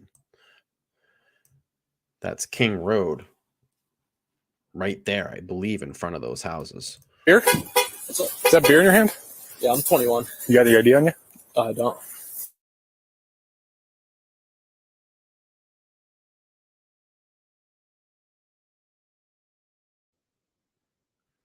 Okay, so I'm just going to check if everything's good. Since they're not open, I'll let you hang on to them. Okay. So will I get charged with anything? No, or? no. Okay. Appreciate it. But it's just enough for me to stop, check, make sure you're 21, walking around here in public. 3 a.m. 5 a.m. Alright. Moscow 77, check one. What's that? Am I going to take off? Or? No, let me run this through dispatch and make sure you're actually 21 and give me a fake birthday or anything. Well, yeah. Oh, buddy. It's funny. Yeah, I think that's the first one I've seen. Yeah. One. I believe so, Mandy. So if that comes back good. That silver yeah, car. You're free to go. Are these your boys? About. No, I don't know them. Okay. Yeah. You guys taking off on me? I didn't hear you. Yeah, we thought you were talking. You all three turned around and I pointed my flashlight and you said, hey, come here. You guys all turned around and walked away. I thought it was just like a fake person, honestly. Yeah. Like how many fake people are out here that you've experienced? AM. How's your night going? Pretty good. That's good. Just trying to stay warm. Is that y'all's car right there? Yes, they downgraded us from patrol cars. Gotcha. They gave us hybrids to save on fuel.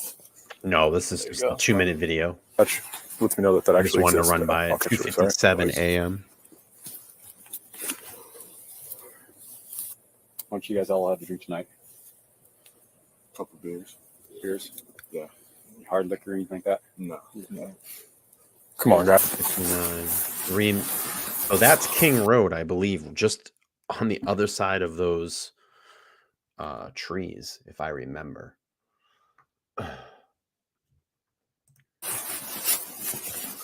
And I think this was the car that was talked about, right? This one here. All right, if you guys all want to stand somewhere in this area.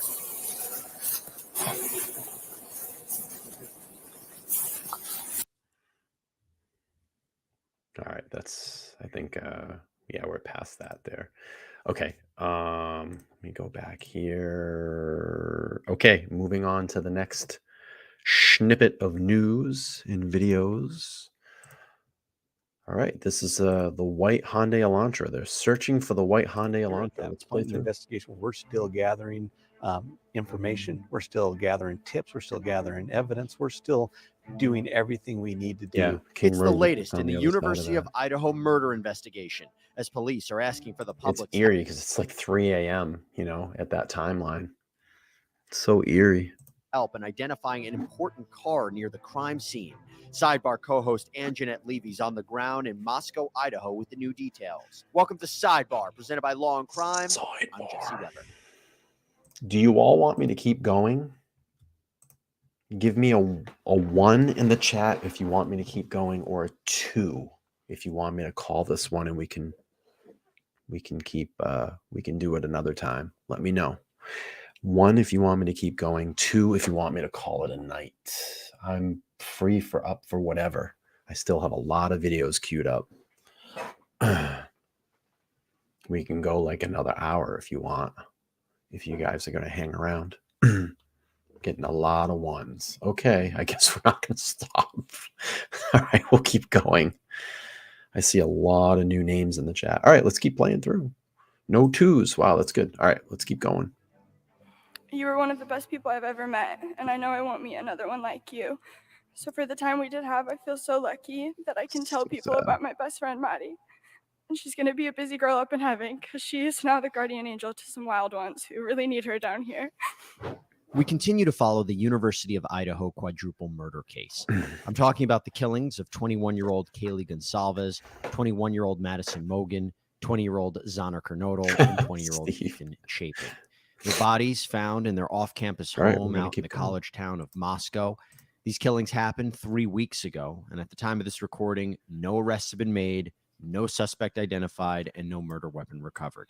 And joining me to talk about the latest in this investigation is my sidebar co-host, Anjanette Levy, who is on the ground in Moscow, Idaho. Anjanette, it's good to see you. I know it's freezing over there. Before we get into this idea of the car, a very important aspect of this car the police mentioned, can you tell us where you are right now, what the scene is? You know, Jesse, it's good to be with you. We are about a block away from the house on King Road where these homicides occurred a little more than 3 weeks ago. And where I'm standing right now is in front of the Sigma Chi house. The Sigma Chi house is important in this investigation because ProPlan is always advancing with game-changing formulas that promote mental sharpness and help extend lives. See what nutrition can do. Purina Pro Plan, always advancing.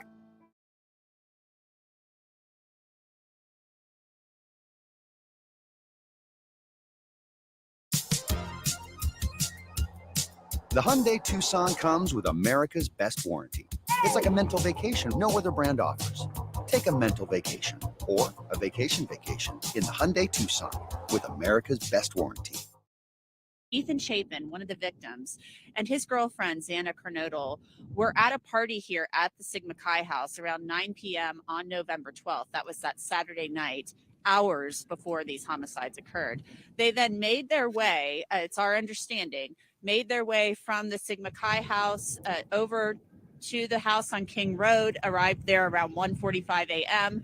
There had been some questions. Police had put out a call for information earlier this week about where Ethan and Zana were. Was there a Hyundai commercial? Did I miss the Hyundai commercial? 1:45 a.m. Is that what everybody's laughing the whole about? time at the Sigma Chi Tell me house? there was a I asked Bryan that new commercial. question of the PIO yesterday. I didn't get an answer. He said they had received more information about their missed it. whereabouts, but he wouldn't tell me where they were. There's since been some other reporting that they've determined that Ethan and Zana were here at the Sigma Chi house all night. We're trying to confirm that, and then made their way over about a block away to the home where they ended up being murdered. Ethan, of course, was a member of the fraternity here.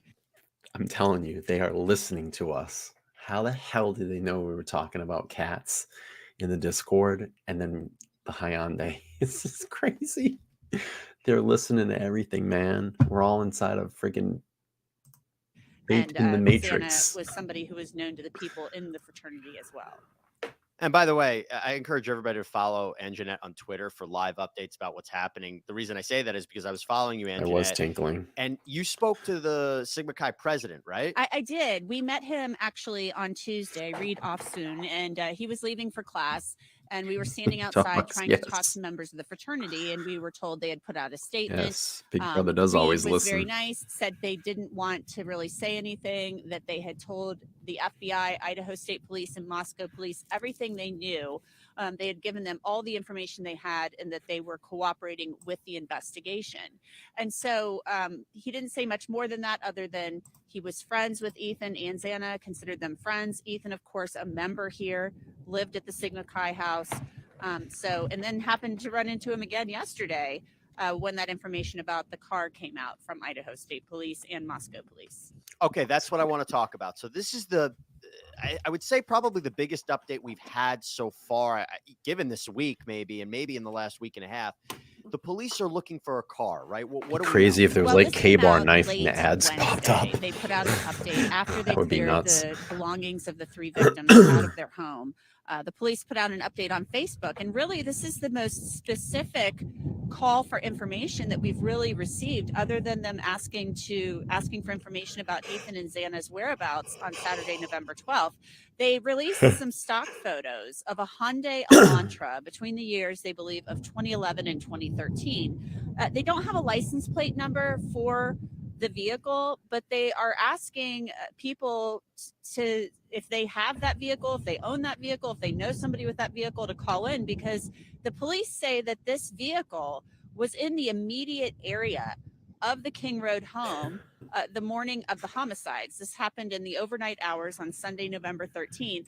And they believe that the person or persons, they said occupant or occupants of the vehicle, could have information critical to the case. So it kind of, gets your mind going, your imagination going. You're like, oh, is this involved? Is this vehicle involved? Did somebody get out of this vehicle and walk to the home?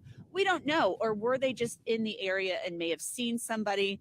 The police haven't told us why exactly they are interested in this vehicle, other than they believe the people in the vehicle may have information critical to the case. So critical sounds very important. So we would like to get more information about that and see where that goes. But you would think that they could somehow search DMV records for both Idaho and Washington, see if any of those vehicles are around. We are rather close to the Washington state line here. But doesn't it seem like they're saying the people in that car were witnesses to what happened and not suspects? So this is very interesting. And around this time, and I'm really going to throw a loop in the pool here. They started saying people in the car, and multiple news outlets were saying people in the car. He just said it. People in the car. If any of those vehicles are around, we are rather close to the Washington state line here. But doesn't it seem like they're saying the people in that car were witnesses to what happened and not suspects? And really, when I heard that, I thought there were multiple people in the car they were looking for, because it made sense to me. Like, yeah, there had to have been more people that were involved in this. And it's funny how that narrative kind of changed. So I'm just throwing something out there. Food for thought for everybody. Now you guys can all chat it up. Yes. Right. We believe they have just to clarify, information. because if they were suspects, if the police believe that who was in that car might have been See? connected to the killings, I don't know if they would have released this statement, right? It seems to me that whoever was in that car might have witnessed someone coming in and out of AZ, the house. he did. It's pure speculation. Is that what you're getting at now? Is that what you think, Anjanette, based on the commentary? I did That's too. I certainly a thought potential, when I Jesse. started hearing about the white Hyundai Elantra, I started saying, I was like, I think they're saying multiple people. They want to talk to the people. But also, I would think that if they think the vehicle is involved, they're certainly not going to want to spook those people, right? It's See, kind of spook like those people. I feel like there's a lot that goes into verbiage that's used, into the words that are used. You know, it brings to mind to me, we always hear the word suspect. When do they ever use that word anymore? We hear person of interest. To me, that always means like junior suspect. You know, it's like a euphemism for suspect. And they're So actually talking about it right now. They're clarifying a lot of things about people and suspects and person of interest. And they are saying people. I don't know. It could be that they believe these people witnessed something or These saw people. something. Maybe this car, we don't know. I've looked all over for surveillance cameras. I don't see any. It doesn't sound like a lot of people around here have security cameras, but was this vehicle seen on security footage? We don't know. But there couldn't have been that much traffic, you know, vehicular traffic at that hour of the morning. I've been talking to neighbors who told me there's a lot of foot traffic because on the weekends, especially, people are partying out here in this neighborhood, you know, and yelling and screaming is not unusual because there are people partying all weekend and even on the weeknights. So we just don't know. We're waiting to figure it all out.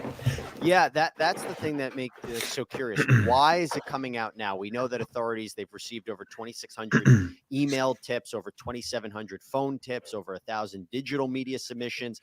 We're not sure what led them to this car, but maybe we'll get some answers to the car because it sounds like they're saying very, very Not really important. Now, that great Angela, either. I know it's cold. I don't want to keep you out there too much longer, but I do want to ask you about you had a conversation with somebody that's part of the police department, Aaron Snell, correct? Can you tell us who he is and what your conversation was with him? Aaron Snell is the communications director for the Idaho State Police, and the Idaho State Police and the FBI are assisting Moscow police with this investigation. So Aaron Snell has been one of the people who's been designated as a public information officer on this case to talk to the media. And he basically told me, you know, there's a lot they know. They're getting a picture of what happened in leading up to this event and what happened before and during and after. And he said that's coming together with forensics. But obviously, you know, he is not going to divulge anything that's going to jeopardize the investigation. And he told me that very specifically. And, you know, Jesse, there's been so. What made you think this, Lucy? She says, I'm convinced E and X are the main targets, and it all accelerated from there. Just my theory. Can you just give us a little bit more? We'd be curious to why you think, why you support that theory. We would love to hear more. It'd be really interesting. Yeah, I say at 9 a.m. he's dropping off DM. Yeah, I mean we've thought that too. But Lucy, if you could give us some supporting answers to why you think that, we would love to know why, because you're really the first person in the chat that's kind of said that. So let's hear that. So much made about whether or not this was a targeted incident. You know, first they said it was targeted, then it was kind of walked back, and then it was targeted again. And we don't know if it was the house that was targeted or the students. And I really asked him. See, to me, Pamela says, many people think it has something to do with Ethan and his fraternity. To me, it doesn't make any sense because the way that the victims were killed, it spewed crime of passion. So I don't know, maybe Bryan Kohberger was passionate about Ethan. I don't know. That could be it. So Lucy says, stemming from the incident at the frat house, and then I'm going off radar for several hours prior to the crime. So you're saying that people in the frat house are involved, or was it just Bryan Kohberger? All about the alleged frat house party the night of the murder. If that was the case, then he really didn't need to go upstairs and get the two girls. Right. That makes a lot of sense too. I think it was a targeted attack for either Kaylee or Maddie. That's why he went to the third floor. I think he came down and he must have heard Ethan or Xana in their bedroom. Boom, they became collateral damage because he didn't want any witnesses. And as he left, let's just say DM was in her room. He walks past DM and doesn't see her, because if he would have saw her, just like someone in the chat, I think it was AZ earlier, said she'd be a goner too. I just don't think that it would be, yeah. To clarify that yesterday, who do you believe was targeted? And he said they still don't know. Now, that's what he's saying. It's fair. It's fair to say. One person targeted in the house, more than one, or if it was the house itself. And I said in response, like, well, what do you mean? Burglary gone wrong? And he's like, and he said, but they're getting these test results in from the crime lab. They're going through video and all of these That's a different things. respectable I'm sure point, they're going guarantee. through the victims' cell phones and social media accounts. And there are people all over this town who've been interviewed by Moscow police and the FBI and Idaho State Police. So I thought it was interesting that they still don't know or still won't say whether they think it was the people targeted or the house. And there were other things I asked him about too. When are we going to get to see this hear this 911 call? I mean, usually you Never. hear a 911 call pretty early on. And he said, he didn't think it would be released immediately, but he thought I still think there's a lot of telling information on that 911 call. I think you're going to hear names. I think you're going to hear people that have been implicated. We're salivating for that 911 call. it might come sooner rather than later. Yeah, I know there's a lot of people that have questions about that 911 phone call, who was on it, what exactly was said, because it's curious about the discovery of seeing these bodies. Before I let you go, Angela, I do want to ask you also about, didn't Snell say something about, or maybe he wouldn't confirm, how the killer or killers entered the house, about whether there was a sliding glass Killer door on the or second killers? floor? Can you tell us anything, if you gave any idea about that? I asked him about that. Is it the sliding glass door on the second floor at the rear of the home? And he said, Killers they or aren't willing to killers? say Killer how they or believe the killer killers? entered the home. So he wouldn't comment on that. So he didn't say he didn't know, but you would think they would have a pretty good idea of how this person would have left the house. There had to be something left behind. If you've killed 4 people with a knife and you have this knife with you, you would think there would be something. A trail of some sort that this person left behind, or even shoe impressions. We just don't know, and he won't tell us. And Jeanette Levy, great reporting as always. Thank you so much. Stay safe in Moscow, and we'll definitely. All right. We will move on. Let's keep moving on. Let's keep moving on. All right, here we go. This is interesting too, because I think in this one, this gentleman says killers or suspects. We were watching some of the video earlier today of investigators at the scene of that house on campus where those 4 University of Idaho students were found stabbed to death now almost a month ago. Okay, this was the scene. Many investigators there with that U-Haul truck were taking some of the personal items of the victims. Not confirmed, chosen. That belonged to the victims, and they were returning them to their respective family members. And we want to get an update on this story right now, too, because police have just announced that they are looking for something that might assist them in their investigation. We're going to be joined right now by Live Now's own Andy Mack in our newsroom. Okay, Andy, fill us in. What are police looking for, and why did they make this announcement now? Well, any news in this Moscow case with the 4 slain students, there is big news, and we're getting news that they are looking for a potential car and the occupants in it as they... Occupants in it, car and the occupants in it. And we're getting news that they are looking for a potential car and the occupants in it. News that they are looking for a potential car and the occupants in it as they are looking for. We had an update from the Facebook page. As you can see, they're hoping to speak with the occupants of a white 2011 to 2013 Hyundai Elantra with an unknown license plate. Tips and leads have led investigators to look into additional information about a vehicle being in that immediate area of the King Street residence during the early morning hours King of Street, King November Road. the 13th. Of course, the Hyundai Elantra, you can see there, just a stock picture, as investigators believe the occupants of this vehicle may have critical information to share regarding this case. And as you know, what police have told us is that these 4 victims were stabbed between 3 and 4 in the morning. The 4 students, they returned just early morning hours of this November 13th in this residence in Moscow, and it was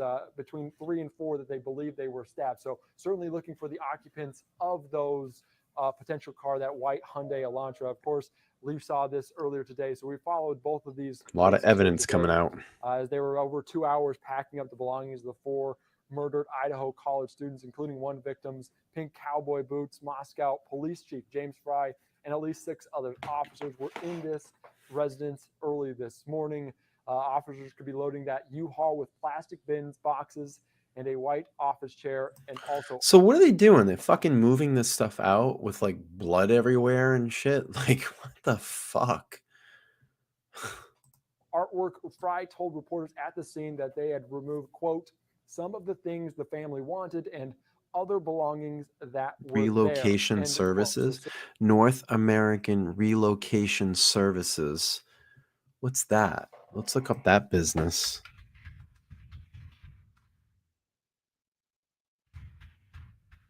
What's this? North American Relocation Services. Move Anywhere. Affordable moving company.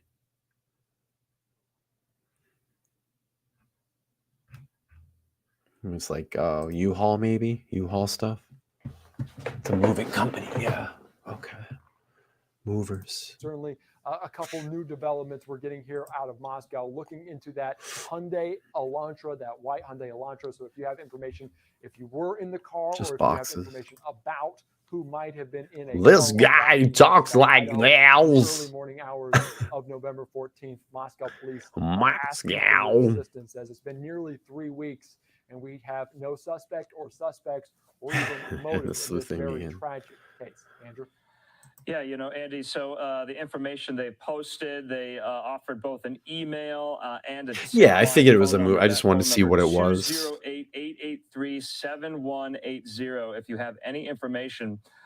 And, you know, the viewers have been following along to this story ever since it happened here on Live Now. We've been speaking to our reporters there in Moscow. There have been such few details, scant information released by police. We've been hearing, though, from the family members of some of the victims, from some of the parents. We've been showing, you know, the vigils that have been taking place, as this community is just still in shock because there is such, you know, little information at this point in time. And I know we kind of glean on to little tidbits here. I think this is quite large, quite major. They're looking for this vehicle. We don't know why.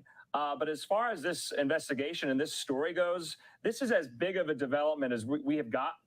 Correct. And they usually post on this Facebook about some information. We've only seen a couple press conferences, but like you said, this is one of the bigger tidbits of information. And again, it relates to the car, the white Hyundai Elantra, but also the time frame in which this car might be in that area, as police believe the stabbings occurred between 3 and 4 in the morning. So they're looking for this car that may or may not have seen possibly a suspect. So they're hoping to get a break in this case with what the occupants of this car may They have. keep stressing the thing about occupants.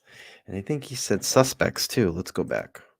May or may not have seen possibly a suspect. So they're hoping to A get a break in this suspect. case with what the occupants of this car may have seen on those early morning hours back on November 13th. Yeah, it's interesting because we know that they towed away all the cars that were in the parking lot of the house itself. So police are not saying, you know, where in the vicinity of the house on the street they think this car might have been, but they want it nonetheless. Andy Mack there in the newsroom here on Live Now. All right, let's keep going. You asked for it. We're going to keep going. What's the next one here? Everything we nearly know a month later. Let's do, what do I got? Yeah, let's do this one. So I got the body cam videos of when Kohberger was pulled over. We'll pull those up so we know that they were queuing in on him. And I still think, as much as the FBI said they didn't order those pullovers, they fucking so did. They're just not talking about it.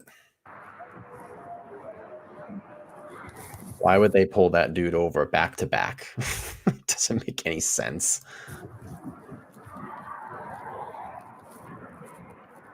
Hello. How you doing? How y'all doing today? Good, good. Take a look at your driver's license real quick if I could. See, he's right up on that van, man. He was right up on the back end of that van. Pulled you over for tailgating. Is this your car? Okay. Cool. Yep. Where are you headed? See how quick he was to jump in when his father was getting ready to talk? He's very quick. Just getting Thai food up here. Okay. Cool. He is fucking scared, dude. Is this your car? Okay. Look how scared he is. Is this your car? Look at the eyes. Okay. Cool. He got some nervous Nelly body language going on right now. Well, we're coming from WSU. And, Like, shut the fuck up, Dad. What's WSU?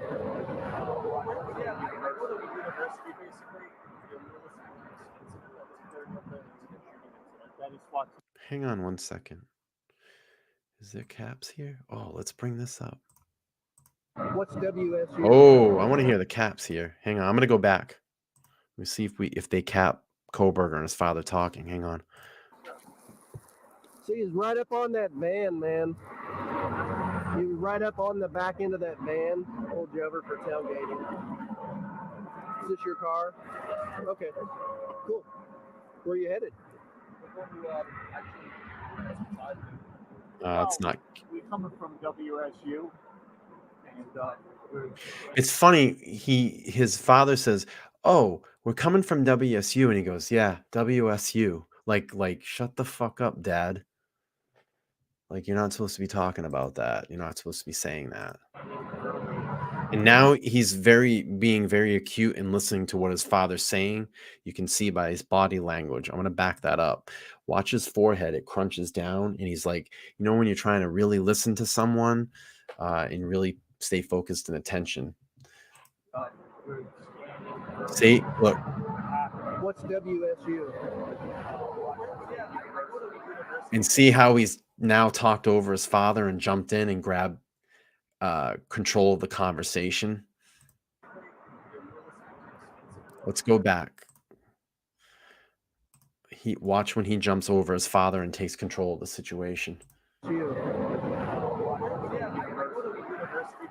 Right there.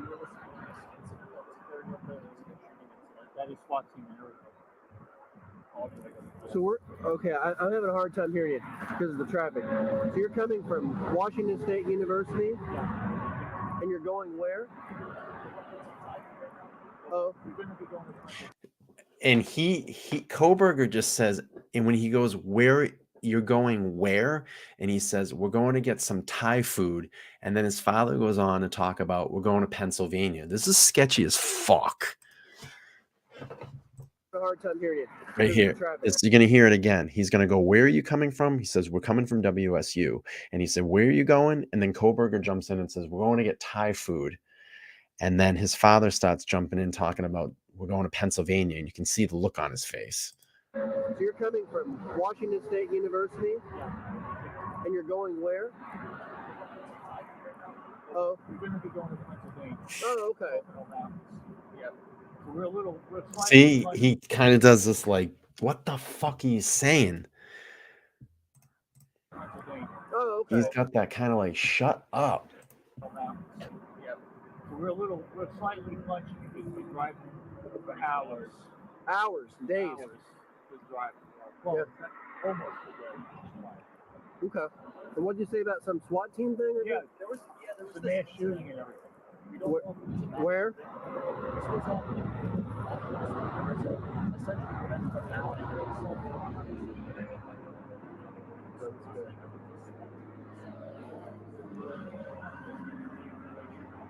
Interesting. Well, it's horrifying because he's supposed to be university. Mm-hmm. So y'all work at the university there? How many of y'all looking in that car going, "Where's the DNA? Could it be on the steering wheel? Could it be on the shifter? Where is it? Actually, you were there. Oh. Because that's what every time I look at this video, I look and I'm looking. Is it on that vent? Is it on the steering wheel? Where is it? Okay. Is it right there where that drink was? You can see Kohberger's ID right there. To the right, if you look real quick. Okay.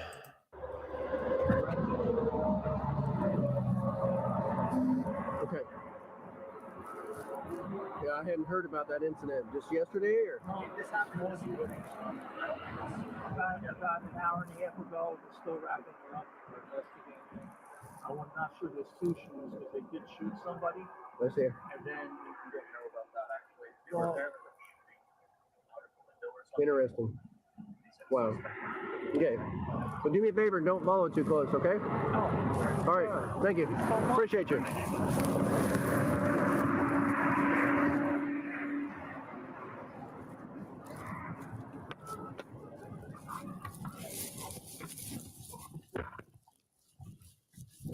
That's it. All right. Let's move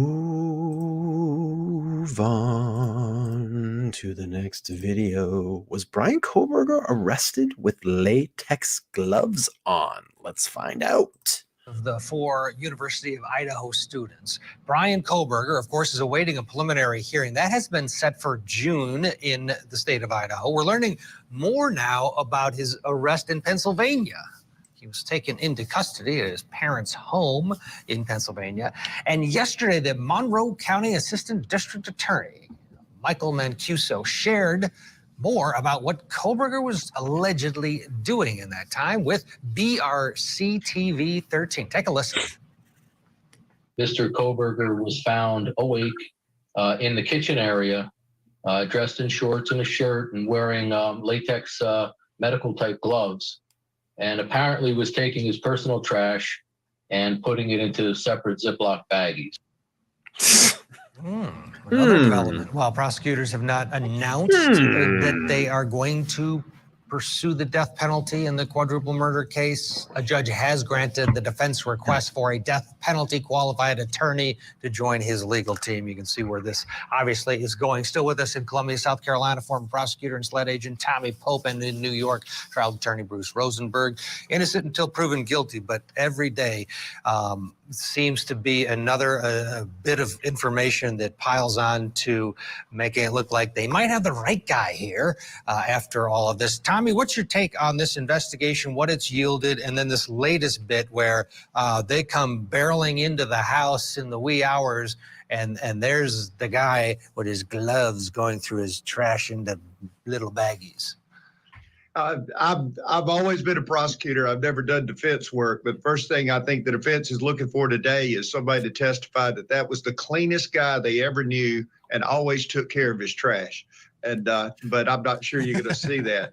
I was thinking about the death penalty component too. You know, as this case builds, you know, for me making the death penalty decision, again, using Murdaugh as an example, because it was circumstantial, it wasn't the nature of the crime. It was the fact that, you know, you don't want to push a jury too far. But if they have good, tight evidence, if the DNA comes back that matches the buckle swab and the snap on the knife and all that, I think there's a decent chance you see the death penalty come to play if they feel like, you know, they're really, really solid on the guilt phase of having their man. Yeah, and you know, there's so much we don't know yet in terms of what came back in those search warrants, Bruce.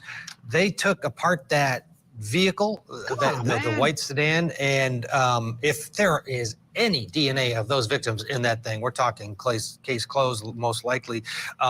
What is your take on the new information that we heard from this prosecutor in Pennsylvania, that he was up at 2, 3 in the morning and he's handling his garbage with latex gloves?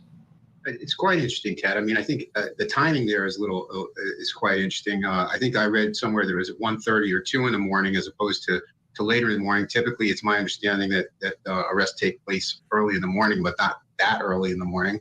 I think that, as Tom said, hey, fastidious. This guy, maybe he's the cleanest guy in the world. Maybe he had a reason that he didn't want his personal items to be mixed up with his parents' personal items. I can't say that it looks that good, but people, have their own interesting complexities, OCD and other complexes that make people act in the manner they do.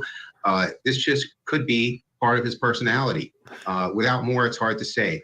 On the other hand, somebody wanting to hide or not provide DNA so that he can't be identified or connected to the evidence at the murder scene is also a possibility. So we're going to have to wait and see with bated breath what the DNA evidence turns out to be. Yeah, and again, in that prelim, we should find out a lot in June. We learned so much from that probable cause affidavit that was released in terms of what investigators did to get to that point. And Tommy, with your experience as a SLED agent, reading that must have been something for you, because they really did have, out of the gate, they had the sheath with a little DNA on it, but it didn't hit initially, that match. And so then it was this video canvassing, the DNA combined, and then the cell towers. What did you think overall? I mean, a lot of people were bagging this investigation as it was dragging on. Even some family members were raising their eyebrows. Now, at this point, what did you think as a former investigator about the way they handled this? Again, we get numb from watching TV all the time, but I thought it was very impressive that they were able to track him down across the country. We had a case one time, the guy killed his parents, headed up the East Coast, and we were able to recover the murder weapons and everything from a dumpster halfway up the interstate because of quick action by law enforcement. So sometimes on the outside, we think they're dragging their feet, or, we're second guessing. And as you alluded to earlier, I think Bruce said, there's reasons we can't always know everything publicly, so law enforcement can piece it together. So it sounds to me like they got their man and they're working hard, and I'm sure they'll continue to do so. Yeah, innocent until proven guilty. The judge also clarified the gag order in this case, ordering, yes, the attorneys from either side, as well as attorneys for any witness, cannot give any information to the media regarding Kohberger's pending trial. But in regards to witnesses, she said this: she is not ordering clients, i.e. witnesses, not to talk to the media, but stressed this case should be not tried in the media, but in the court of law. It is a ruling that the family of victim Kaylee Gonzalez appears to appreciate. They released this statement commenting on the gag order not applying to them, thanking the media for keeping the story alive. They said in part, we firmly believe it was the coverage by the media of the victims' families, numerous witnesses, and undeniable evidence that led to an arrest in this case. When you have a case of this magnitude, Bruce, everybody is on high alert, involved in it, including the judge, especially the prosecutors, because you don't want to fumble this thing and you don't want something odd to happen, especially given what we know. How does the fact that the entire world is fascinated beyond belief by these horrible crimes and how this could happen, how does that change the way people do their daily business in terms of progressing now to preliminary hearing and then trial? Well, I think that the information outside can affect the jury. I think that media coverage, discussions, the internet, all provide instant information to people all around the world. And I think the interest in the case is because of the graphic nature and the horror of it. And I think the judge is correct in being concerned about what is said, to whom it's said, and when it's said, because you don't want to affect the jurors who are considering the evidence in the case. And the judge is absolutely correct in saying the case really needs to be tried in a court of law and not in I just want to address this really quick. Pamela says Gonzalez family gave credit to the media, but police didn't deserve credit. No, they did give them multiple things of credit in a lot of the interviews that they did after Bryan initially was arrested, being the suspect in this case. In the emotional interview that we watched, Steve said that he gave all the credit in the world to Moscow police and the FBI for working on this case. Yeah. You got to think, his frustrated father, you have a potential killer that's running around out there that killed your daughter. violently. There's no arrest. Tension is building up. Stress is building up. And you're aggravated because it's not moving as quick as you would like it to. So, I'm just speaking out.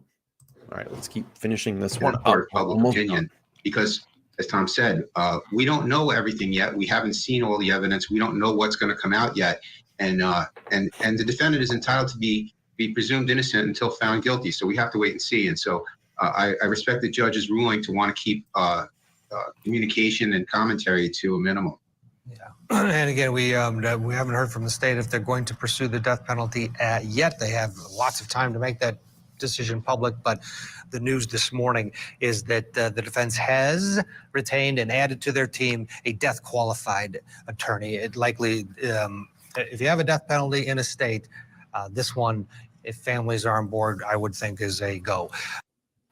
All right, we got one more video before I head out for the evening. I want to thank everybody. We're almost at a 3-hour banger here. You guys have been consistently over 100 people watching this evening.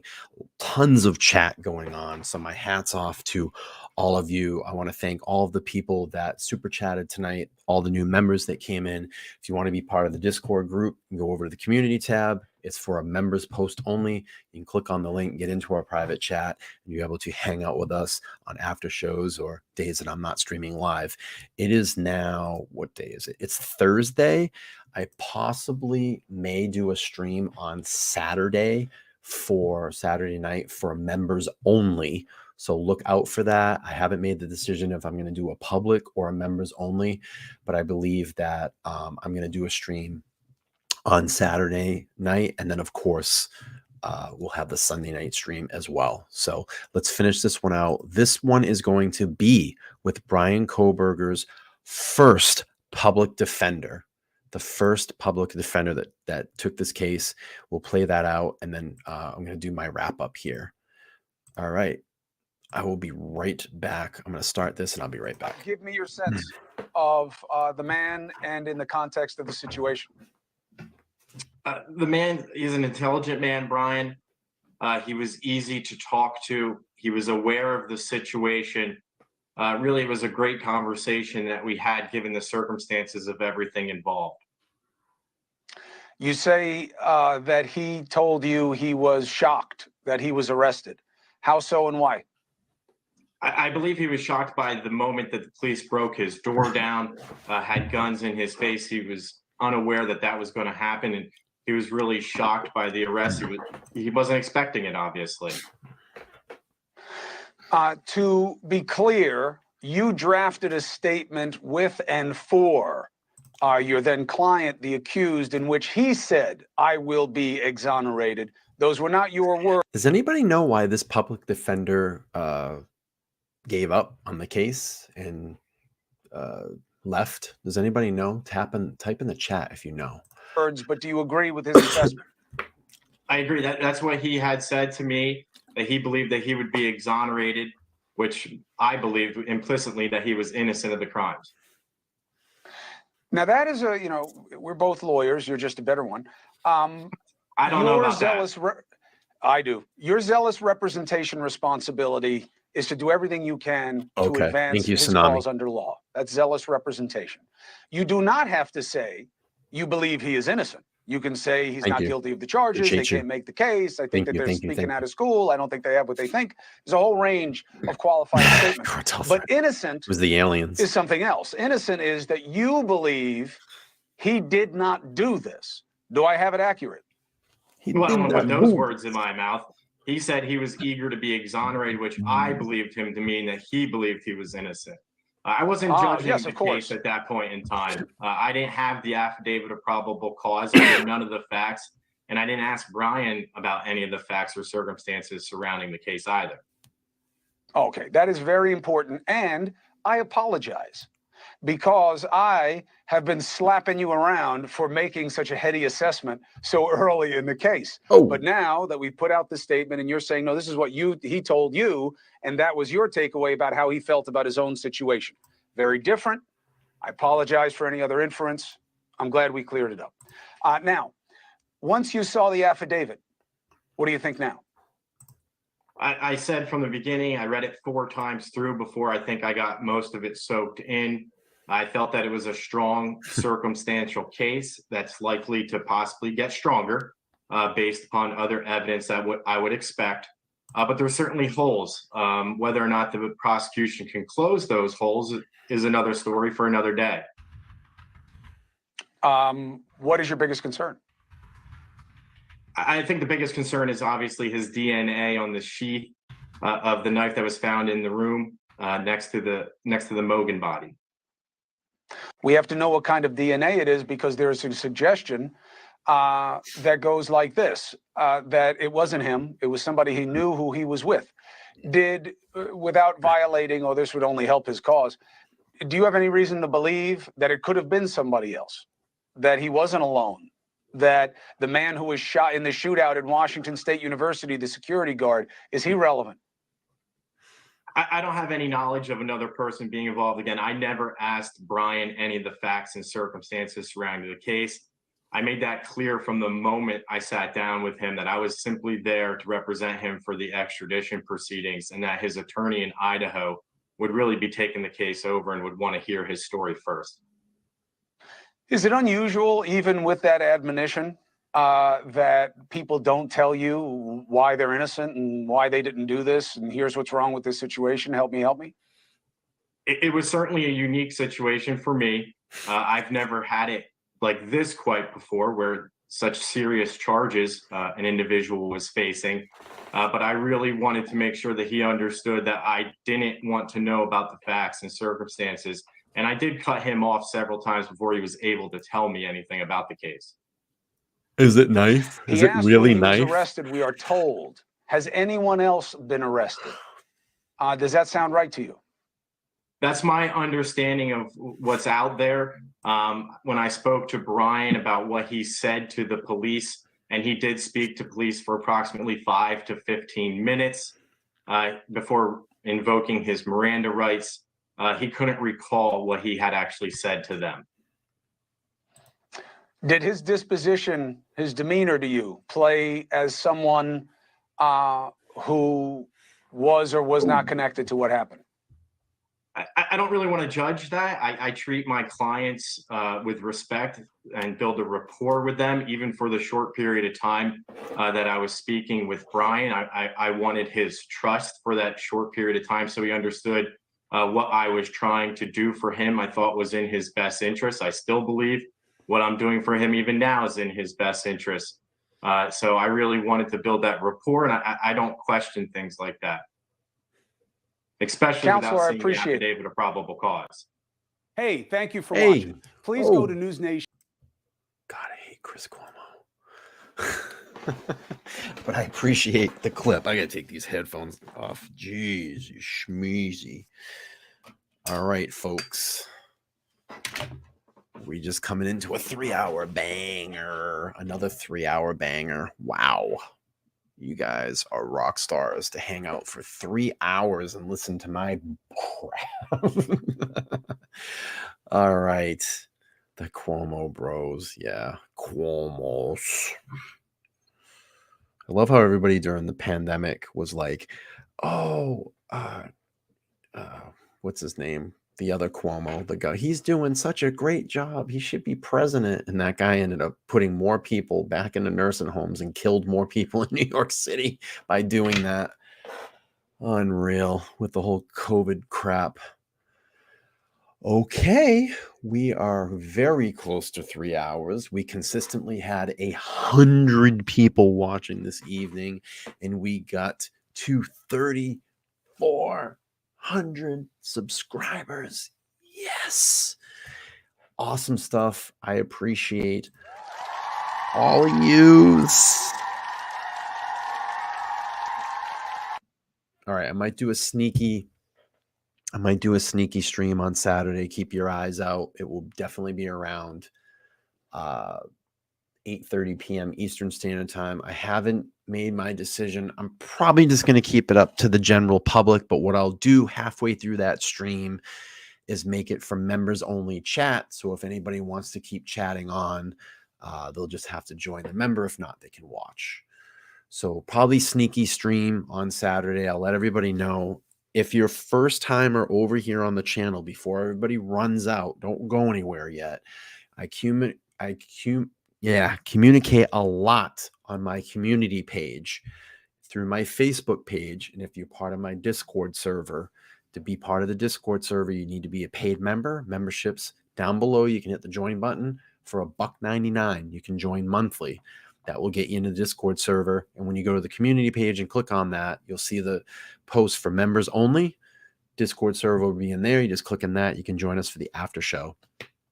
What else? Do I have anything else, guys? Yes, I'll drop the link for the Facebook page. Hang on. Do I have anything else? I forget. Let me drop the link to the Facebook page. Facebook page is here. I'm also on Twitters. Yes, my Kurt Cobain shirt. If I could show the back, I would, but I'm in boxer shorts. I'm not going to stand up. I'm on Facebook. On the Twitters. I'll pull the Twitter up. This is the Twitters. The Twitter sphere. I don't really go on Twitter there. If you want to direct message me, I would suggest, if you're not a paid member of the Discord group, you can just direct message me through Facebook. That's usually how I communicate. Direct message, or OnlyFans. No OnlyFans yet. That would take me a lot of money to do that. I was gonna say, I just lost my train of thought. I'm getting old. My brain doesn't work. Oh, email theopinionatedidiot@gmail.com. I think that's going to be it. I think this is an awesome stream. We got to 3,400 subscribers tonight. We're grinding away. We're getting close to the 5 grand subs, and then hopefully by the end of the year, this channel is at 10,000 subs. I want to get there. I want to get to 5. 5 would be awesome. 5 would be a really nice community. Not that I don't have a really awesome one now, but 5,000 just feels to me like a good, nice, round, solid number. Like 5 grand, 5 grand. You guys are great. Please, if you haven't on the way out, hit that like button, subscribe, all that fun stuff. I will be back most likely on Saturday night for a sneaky stream on Saturday. Maybe we'll add another part 5 to this, and then we'll do a part 6 as a wrap-up show.